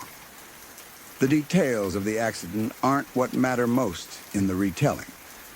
What matters is that the crash was severe enough that they almost didn't survive. When the phone call came, panic spread quickly through the family.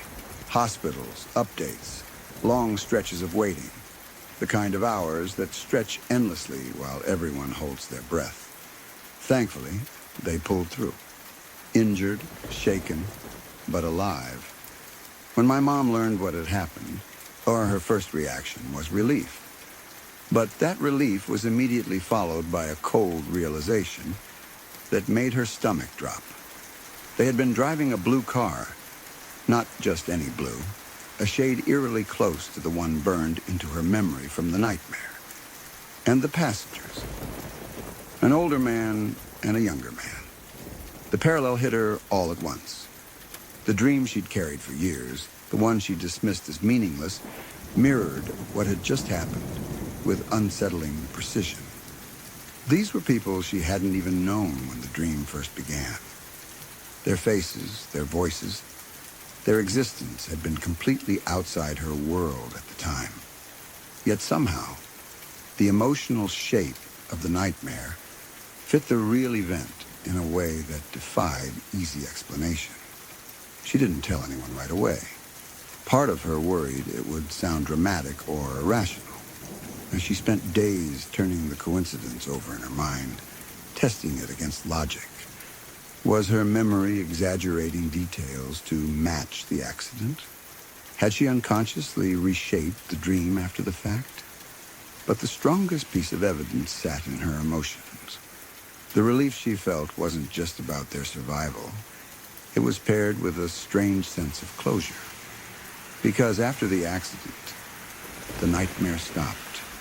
Completely. Weeks passed. Months. The dream never returned. The absence felt almost louder than its presence had been. It was as if something unresolved had finally reached its conclusion. Over time, she began to share the story in quiet moments. Not as proof of anything supernatural, but as one of those experiences that resists neat categorization. She didn't claim foresight. She didn't insist it meant anything cosmic.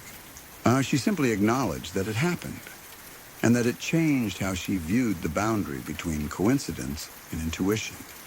Years rolled on, and life softened the edges of the memory. Ironically, the very thing she once avoided became part of her everyday routine. Today, she drives a blue car without hesitation. Sometimes she even borrows mine, also blue, with no trace of the unease she once felt. When I asked her about it recently, she smiled in that thoughtful way people do when revisiting something they still can't fully explain. She told me she doesn't fear the color anymore because whatever the dream represented feels finished. Whether it was coincidence subconscious processing, or something stranger. It ran its course. What fascinates me most isn't the idea of prophecy or fate. It's how the human mind holds on to patterns, how meaning emerges from the places where memory and emotion overlap.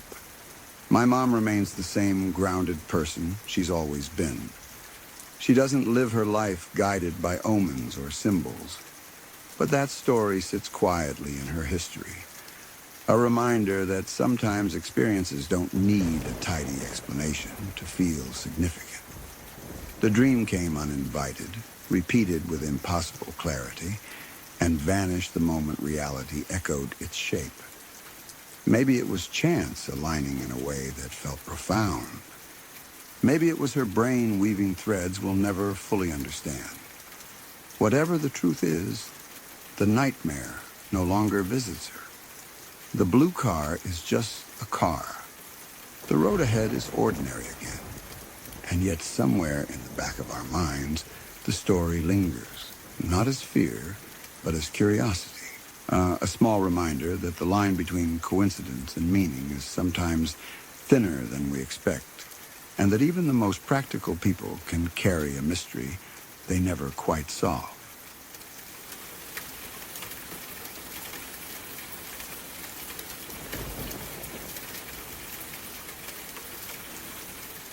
My mother's side of the family comes from a place that, even today, feels far removed from the modern world. Back then, it felt even more so. They lived in a small community deep in the state of Pará in Brazil, surrounded by the Amazon rainforest. Not the distant, romanticized jungle people imagine from documentaries, but the real thing. Dense, humid, alive in ways that felt beautiful and threatening at the same time. Getting there wasn't simple. You couldn't just drive in. There were no roads cutting through the forest back then. To reach the town, you had to travel for hours by boat, gliding along the river while the jungle pressed in from both sides. The trip itself felt like crossing into another reality. The sounds changing, the air thickening, civilization slowly fading behind you. Today, there's a small landing strip nearby, but at the time, the river was the lifeline. Everything arrived by water, and everything left the same way.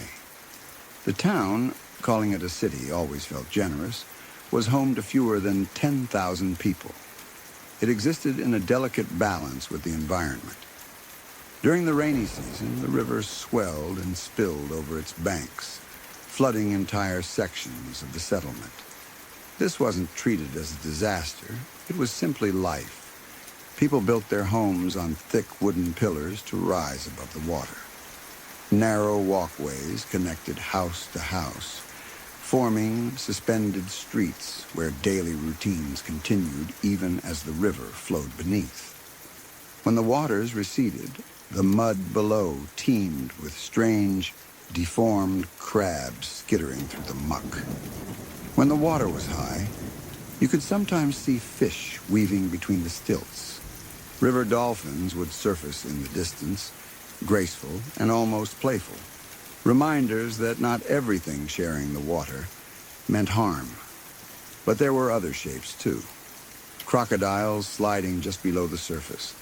Massive snakes rumored to move like shadows. The jungle never let you forget that you were living on its terms. That environment shaped the people as much as the river shaped the land. Faith and folklore blended seamlessly there. Catholic traditions lived side by side with older indigenous beliefs.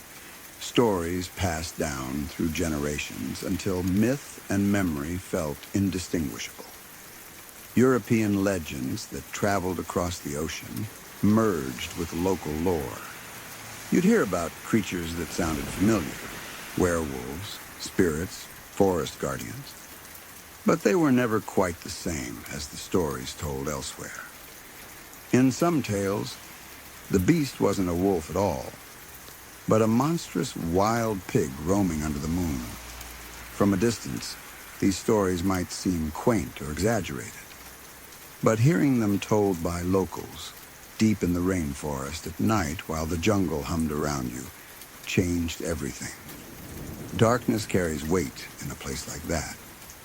Every sound feels intentional. Every silence feels like it's watching. My uncle grew up in that world.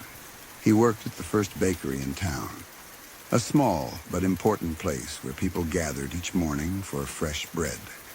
His job required discipline.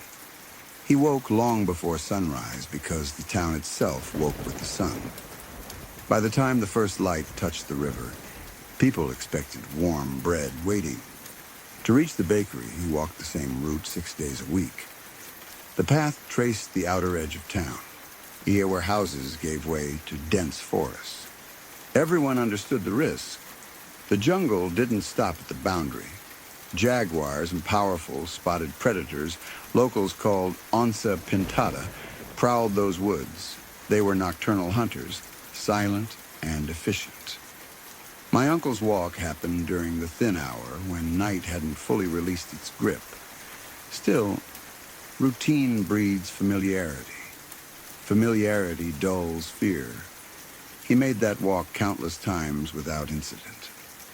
Until one morning, he didn't arrive.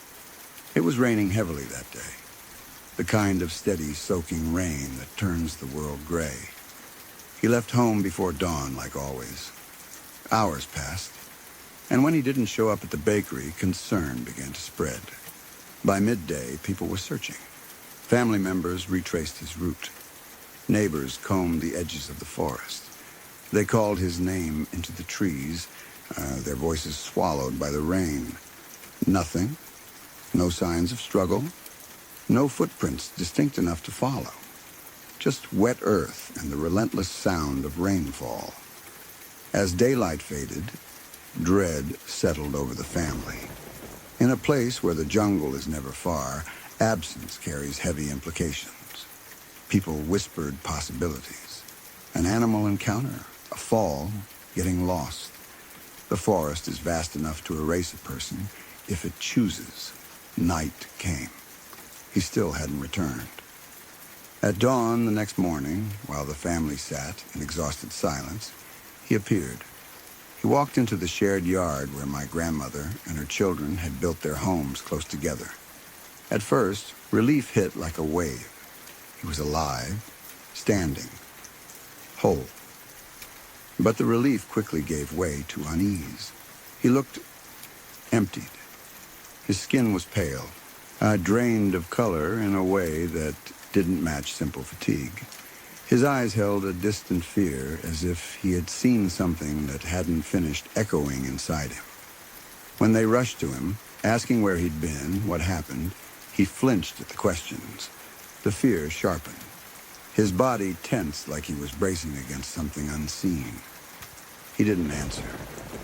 Hours passed with him sitting in silence, breathing shallowly, avoiding eye contact. Every attempt to speak about the missing day made his expression tighten. Eventually, when the trembling eased enough for words, he told them only one thing. Don't ask about it. And they didn't. In that town, silence carried its own meaning. People understood that some experiences didn't belong in conversation. Whether out of respect, fear, or cultural instinct, the family honored his request. Life resumed its rhythm. The bakery reopened. The jungle remained where it had always been. But the unanswered question lingered like humidity in the air. More than 30 years have passed since that day. He never offered an explanation. No confession slipped out during late-night talks. No story softened with time. The event remains sealed, preserved in silence. Growing up hearing this story, I learned that in places where nature dominates, the line between the explainable and the unexplainable feels thinner. The forest holds real dangers, predators, terrain, weather, but it also carries a psychological weight. When people disappear or encounter something they refuse to describe, imagination fills the void. Did he become lost in the rain and wander for hours? Did he stumble upon an animal or something equally terrifying? Did exhaustion and fear blur his memory into something unspeakable? No one knows. And perhaps no one truly wants to. My grandmother, who lived to the remarkable age of 102, carried the old wisdom of that place. She would say it casually, like advice about tying your shoes. When it's raining in the forest and you hear someone calling your name, don't answer. No matter how strong the urge feels, don't respond. She never elaborated. She didn't need to. In her tone was the quiet certainty of someone repeating a rule learned through generations, a rule born from experiences that were never fully explained. Whether you interpret it as folklore, survival instinct, or something deeper, the message carried weight. In the rainforest, not every voice is meant to be followed. Not every mystery demands resolution. And somewhere in that silence, in the unanswered questions about my uncle's missing day, the jungle keeps its secrets, humming patiently as it always has, reminding those who live near it that some stories are better left untouched.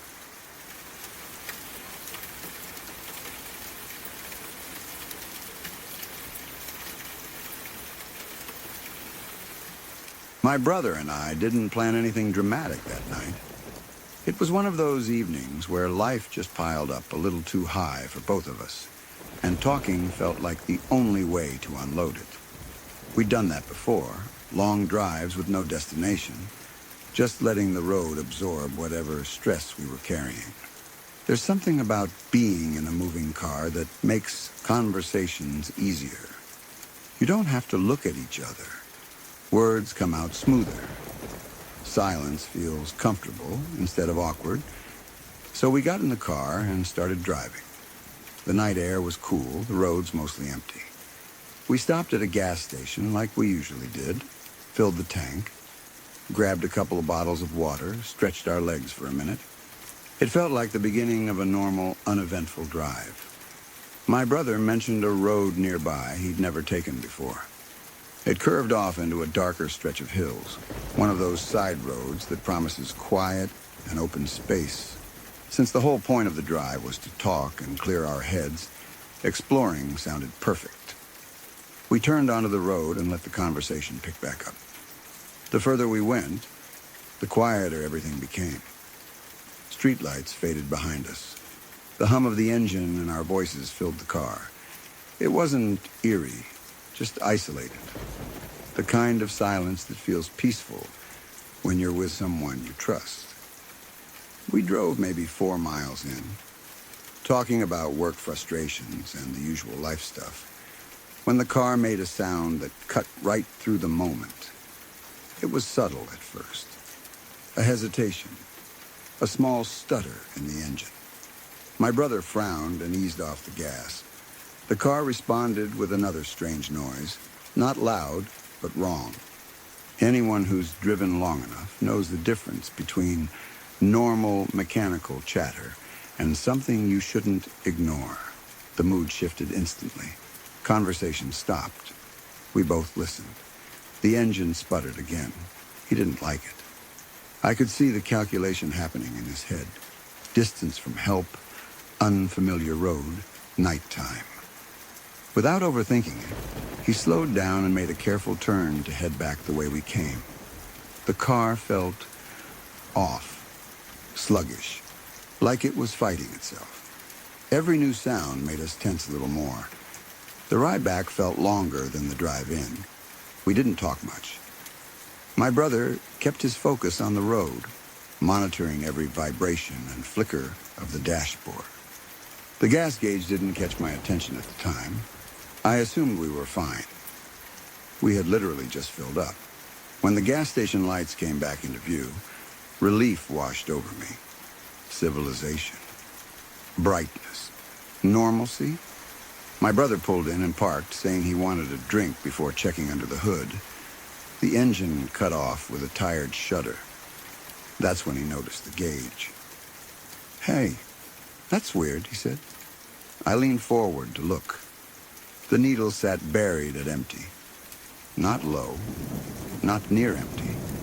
Completely drained. We both stared at it for a second, trying to make sense of what we were seeing. We had filled the tank minutes before heading down that road. There was no way we burned through an entire tank in under 10 miles. No leak smell, no puddle beneath the car. Nothing that explained it. Confusion turned into a slow, creeping unease. My brother stepped out first. I followed, the cool air hitting my face. The gas station was quiet. Just the hum of fluorescent lights and distant highway noise. He walked around the car, and I saw him freeze mid-step. "What the hell?" he said quietly. I came around the side and stopped cold. The white paint of the car was smeared with handprints. Brown, muddy handprints. Dozens of them, layered and overlapping across the doors, windows, trunk. Some were small, some looked larger. They weren't random smudges. They were clear impressions, fingers and palms pressed into the surface like someone, or multiple someones, had dragged their hands along the car. It looked like the vehicle had been surrounded. My brain tried to rationalize it immediately. Mud from somewhere? Kids messing around? But the prints were everywhere. Too many. Too deliberate. And the strangest part was that neither of us had noticed anything like this when we stopped earlier. The car had been clean. We stood there in silence, scanning the empty station lot like we expected someone to step forward and explain it. No one did. The fluorescent lights buzzed overhead, indifferent to whatever had just happened. My brother grabbed paper towels from the station bathroom and started wiping one of the prints. It smeared easily. Fresh dirt. Not dried. Not old. That realization made my stomach tighten. These marks hadn't been sitting there long. We filled the tank again. It accepted gas like nothing was wrong. No warning lights. No error messages. Just a normal refill after a situation that felt anything but normal. The drive home was quiet. We kept glancing at the mirrors, half expecting to see something following us. Nothing did. The road behaved like any other road. Traffic lights cycled. Cars passed. The world continued as if we hadn't just stepped sideways into something we couldn't explain. Later, curiosity, or maybe a need for answers, pushed us to research the area we'd explored. We weren't looking for ghosts or horror stories. We wanted something concrete, a mechanical explanation, a local prank, anything grounded in reality. Instead, we found history. Old records described the land around that road as part of a burial and detention area connected to early immigrant communities, a place where people had been mistreated in brutal ways. Accounts mentioned burning, hanging, even live burials. It wasn't widely known, no big signs, no tourist markers, just fragments of history buried in archives and local accounts. Reading it didn't prove anything supernatural. History is full of dark chapters. Land carries stories whether we know them or not. But the timing, the location, the unexplained gas drain, and those handprints, all of it settled into our minds in a way that logic couldn't easily dissolve. We didn't jump to conclusions. We didn't claim we'd encountered anything paranormal. But the experience left a mark. It was one of those moments where coincidence stacks up in a way that makes you pause and reconsider how much you truly understand about the spaces you move through every day. The car never had another issue like that. No sudden gas loss. No mysterious prints. Mechanically, it behaved perfectly fine afterward. That almost made it stranger, like whatever glitch we experienced existed in isolation. A single event with no repeat performance. Sometimes we still talk about that night. Not in a fearful way, but with the same quiet curiosity we felt standing under those gas station lights. We revisit the details, testing them against logic again and again. Could we have missed something obvious? Did stress warp our perception? Was there a mundane explanation hiding in plain sight? Maybe. But neither of us has ever found one that fits cleanly. What stays with me most isn't the mystery itself. It's the feeling. That moment of standing beside the car, staring at those handprints, realizing something had happened outside our understanding. Not dramatic, not cinematic, just deeply, unsettlingly strange. And sometimes when I pass that stretch of road now, I catch myself glancing toward it. Not out of fear, more like respect. A quiet acknowledgement that some places carry layers we don't always see. History, memory, coincidence, all intersecting in ways that can make an ordinary night feel anything but ordinary. We went out for a simple drive to clear our heads. We came back with a story neither of us can fully explain, and maybe that's what makes it linger.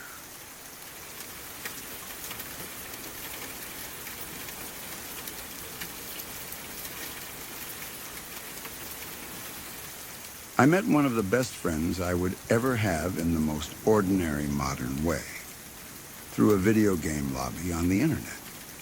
At the time, he went by the name Dova Carey, a username pulled straight from his obsession with Skyrim.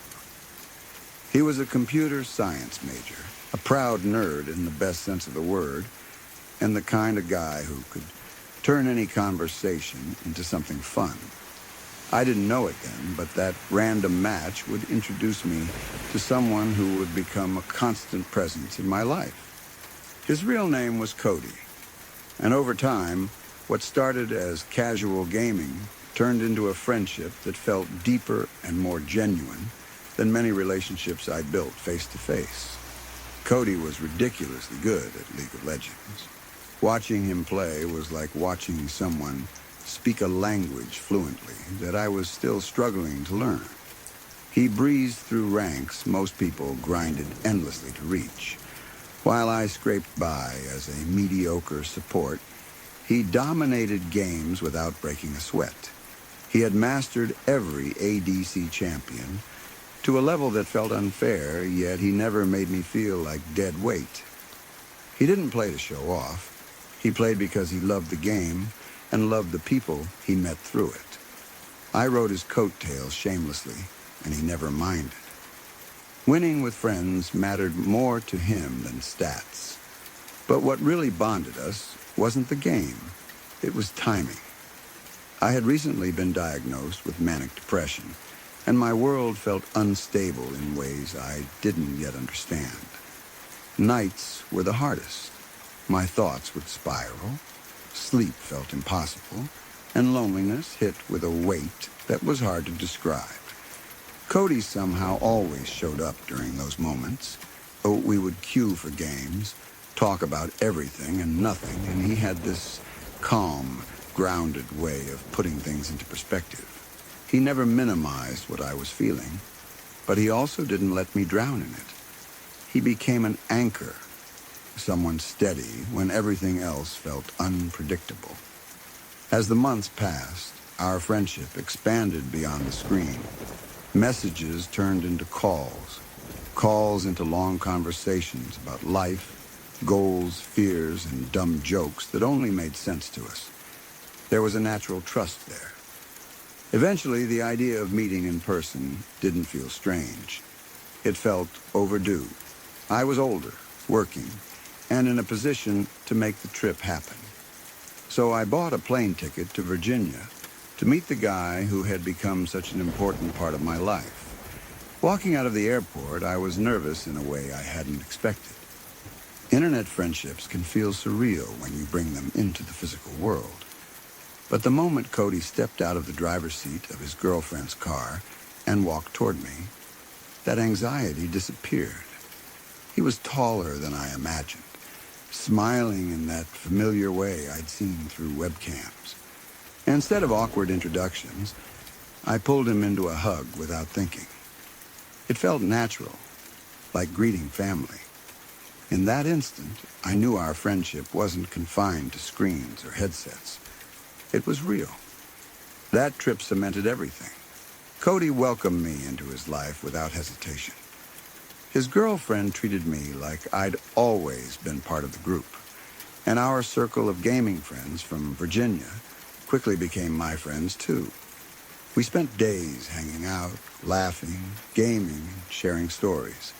It felt effortless. From that point on, our visits became tradition. We made time for each other despite work, distance, and responsibilities. Every trip strengthened the sense that we'd built something rare, a friendship rooted in honesty and shared experience. The last time I saw Cody in person was over Halloween weekend. A bunch of us gathered at his apartment to watch the League World Championships, eat junk food, drink, smoke, and just exist in each other's company. There was nothing extraordinary about the weekend on the surface, no big revelations, no dramatic moments, just laughter, inside jokes, and the comfort of being around people who understood you. When it came time for me to leave, Cody walked me to the corner store near his place. We grabbed cigarettes and waited together for my Uber. Saying goodbye hit harder than usual. I hugged him and felt that familiar sadness of leaving people who feel like home. At the time, I assumed it was temporary. We'd see each other again soon.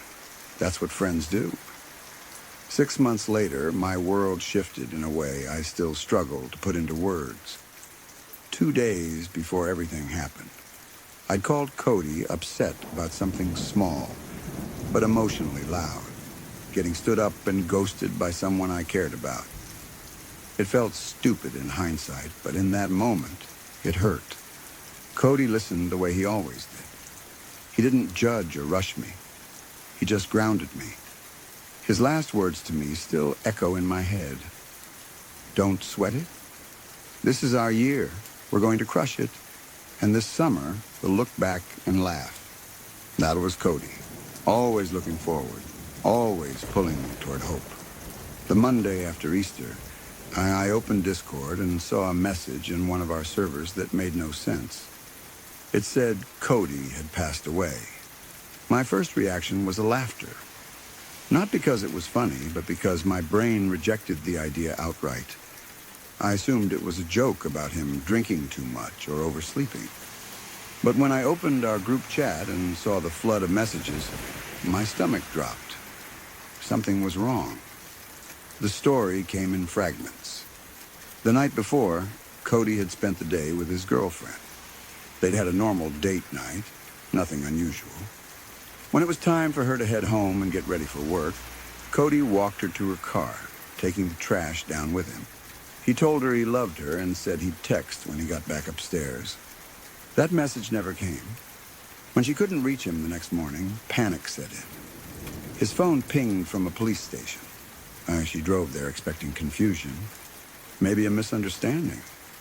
Instead, she was led into a room with a detective who told her the unthinkable. After dropping off the trash, Cody had walked toward the corner store, the same one we'd stood outside months earlier.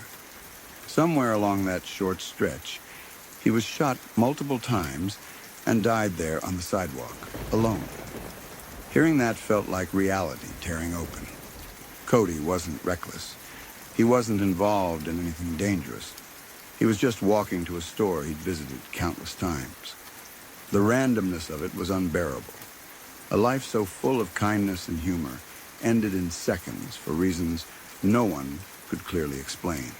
Rumors circulated, robbery, mistaken identity, retaliation connected to another incident, but nothing solid ever reached us. The uncertainty only deepened the grief.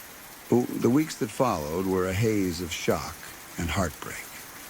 I flew out for his funeral and stood in front of people who loved him just as fiercely as I did.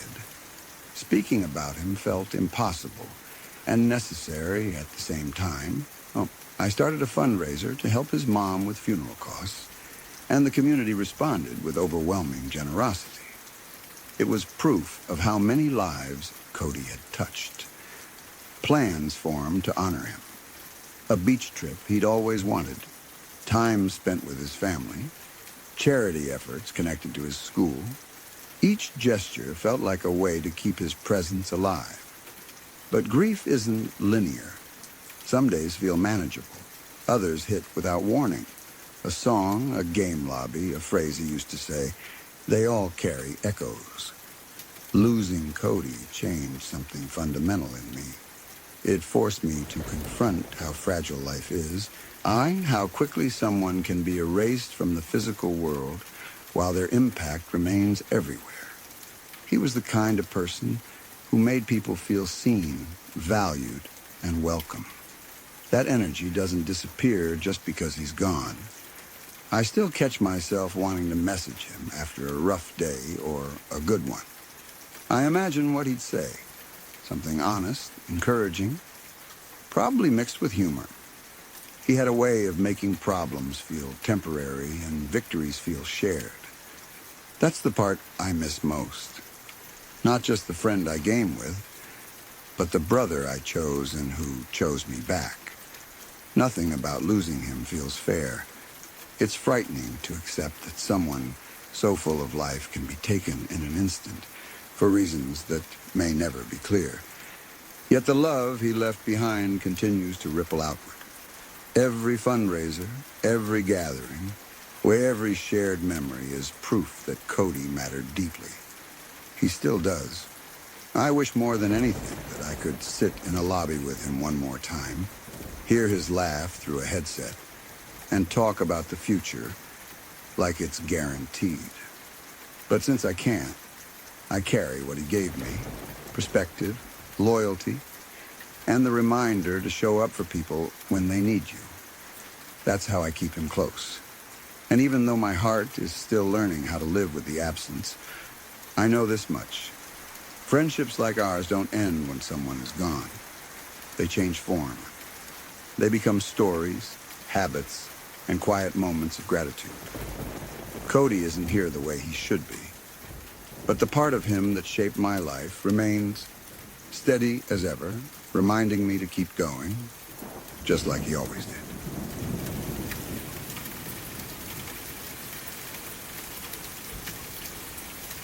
In 2012, during a time when my family and I were settling into what we hoped would be a fresh start. We had just moved to Lethbridge, Alberta, into a rental house owned by an older couple. At first glance, the place seemed ordinary. Modest, quiet, the kind of house you'd pass without a second thought. But from the very beginning, something about it felt off. It wasn't dramatic or obvious. It was subtle, like a quiet tension in the air that you couldn't explain but couldn't ignore either. Moving into a new home always carries a strange energy. Everything feels unfamiliar. New sounds, new shadows, new rhythms. Most people chalk that discomfort up to adjustment, and that's what I tried to tell myself. But nights in that house never felt normal. The silence didn't feel empty. It felt occupied. There was a downstairs neighbor who rented part of the house. She was friendly enough, and we exchanged casual greetings when crossing paths. Nothing about her hinted at anything unusual. Life seemed typical, but the nights were a different story. I started sleeping on the couch in the living room instead of my bedroom. I told my family it was because I liked falling asleep to the TV, which was partly true. The real reason was harder to put into words. My bedroom felt unsettling in a way that made my skin crawl. The living room, with its constant glow from the television, felt safer, like the light kept something at bay. Most nights, I would stay up late watching whatever happened to be on. The house would settle into stillness around midnight, my family asleep, the streets outside quiet. That's when I started hearing it. Footsteps, at first they were faint, and the kind of sound you question. A creak, a shift. Old houses make noises, I told myself. Wood expands and contracts. Pipes rattle. It's normal. But these weren't random creaks. They were deliberate, rhythmic, measured. Step, step, step. Sound would begin in the living room area and continue toward the kitchen, like someone pacing with purpose. The first time it happened, I muted the TV and held my breath. The footsteps continued, steady and unmistakable. My heart pounded as I scanned the dark hallway, expecting to see someone standing there. Nothing. I told myself it had to be my imagination. Maybe the sound was traveling from outside. Maybe I was overtired. But the next night, it happened again. And the night after that. The pattern became disturbingly consistent. Almost every night between 1 a.m. and 2:30 a.m., the footsteps would start their slow circuit. The repetition made it impossible to ignore. I began timing them without meaning to. I glanced at the clock, already knowing what I was about to hear. And right on cue, the pacing would begin. Living room to kitchen, kitchen to living room. No variation, no pause, just movement. Eventually, I mentioned it to the downstairs neighbor in casual conversation. I expected her to laugh it off or blame the house's age. Instead, her face changed. "You hear them too?" she asked. That moment sent a cold wave through me. She explained that she'd been hearing footsteps above her late at night, the same time window I experienced them. She assumed it was someone in our family getting up for a snack or walking around. But when I told her everyone upstairs was asleep, her expression shifted from curiosity to unease. That confirmation shook me. It meant the sounds weren't just in my head. Someone else heard them, through the floor, matching the same timing and pattern. When I told my mom, she listened calmly. To her credit, she didn't dismiss me outright. She believed I was hearing something, but her reaction was surprisingly relaxed. She suggested it might just be a spirit, not malicious, just lingering energy. In her view, it wasn't something to fear. Houses have histories, she said. Sometimes they leave impressions. Her calmness helped a little, but it didn't erase the dread I felt every night when the clock crept toward 1 a.m. I decided I wanted proof, something tangible to confirm what I was experiencing. Around that time, I had just bought a digital camera. It wasn't anything fancy, but to me it felt like a tool, a way to capture what my ears insisted was real. One night I stayed up deliberately, camera within arm's reach. The house grew quiet. The TV flickered softly, casting moving shadows across the walls. My nerves were tight with anticipation. Then, right on schedule, the footsteps began. They were louder than usual, easily audible over the television. My hands trembled as I grabbed the camera. I pointed it toward the area where the sound felt strongest, the open space between the living room and kitchen, and snapped a series of photos in quick succession. Flash, click, flash, click. Each burst of light felt like I was challenging something invisible to reveal itself. When the footsteps faded, I sat there breathing hard, adrenaline buzzing in my ears. I scrolled through the images, and most of them looked ordinary, grainy shots of an empty room. But then I saw it. In 3 consecutive photos, a purple mist hovered in the air roughly 2 feet away from where I'd been sitting. It wasn't a reflection or blur. It had shape, a swirling, smoky presence suspended in space. My fear transformed into a strange excitement. There it was, proof, validation.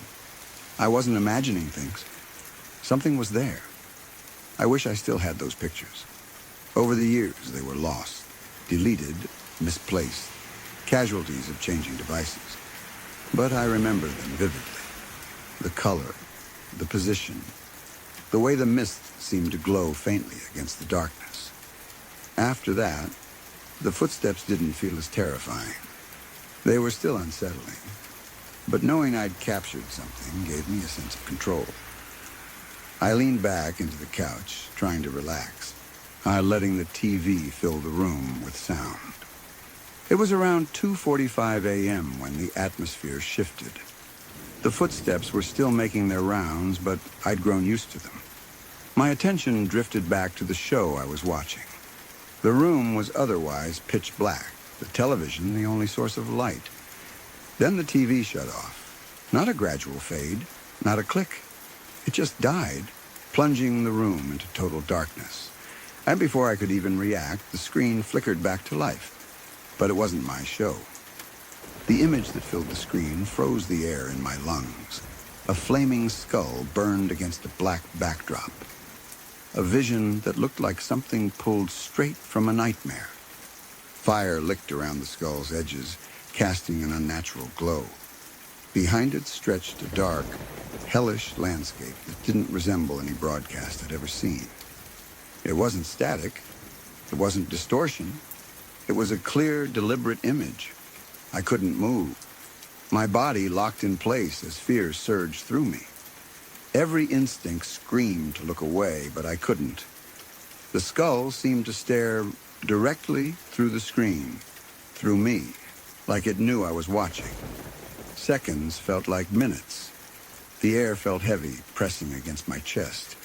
I was aware of my heartbeat pounding in my ears, of sweat forming on my skin despite the cold room. The image stayed there for what felt like an eternity, though it was probably around a minute. Long enough to burn itself into my memory.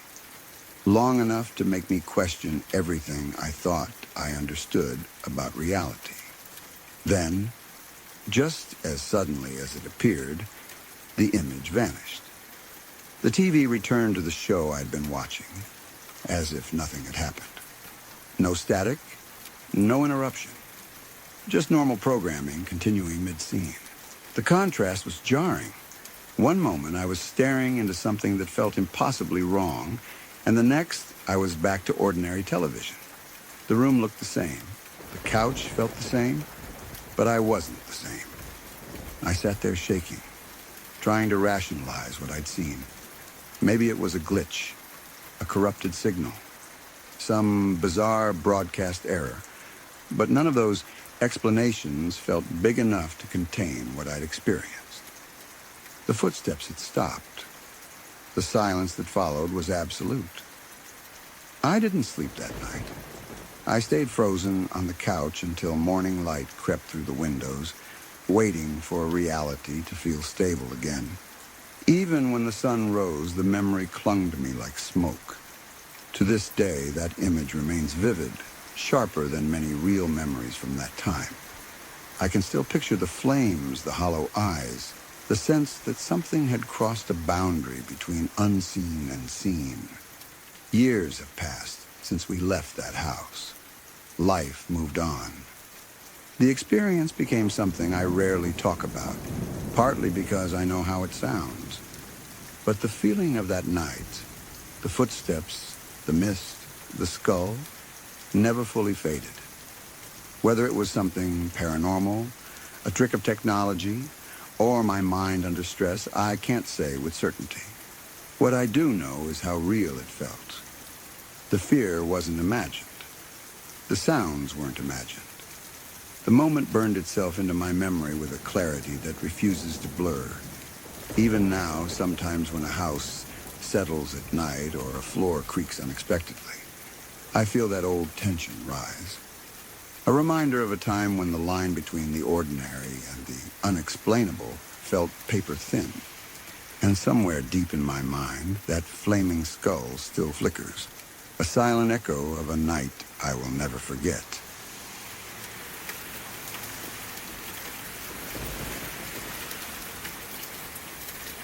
If you're still here, then these stories didn't simply fade away. They settled in. Every story you heard tonight came from real moments, real people, and real situations where something felt off or nearly went wrong. If you want to keep exploring stories that linger in your thoughts long after the night grows quiet, consider subscribing to Midnight Whispers. There are more stories waiting in the dark, and not all of them let you leave in time.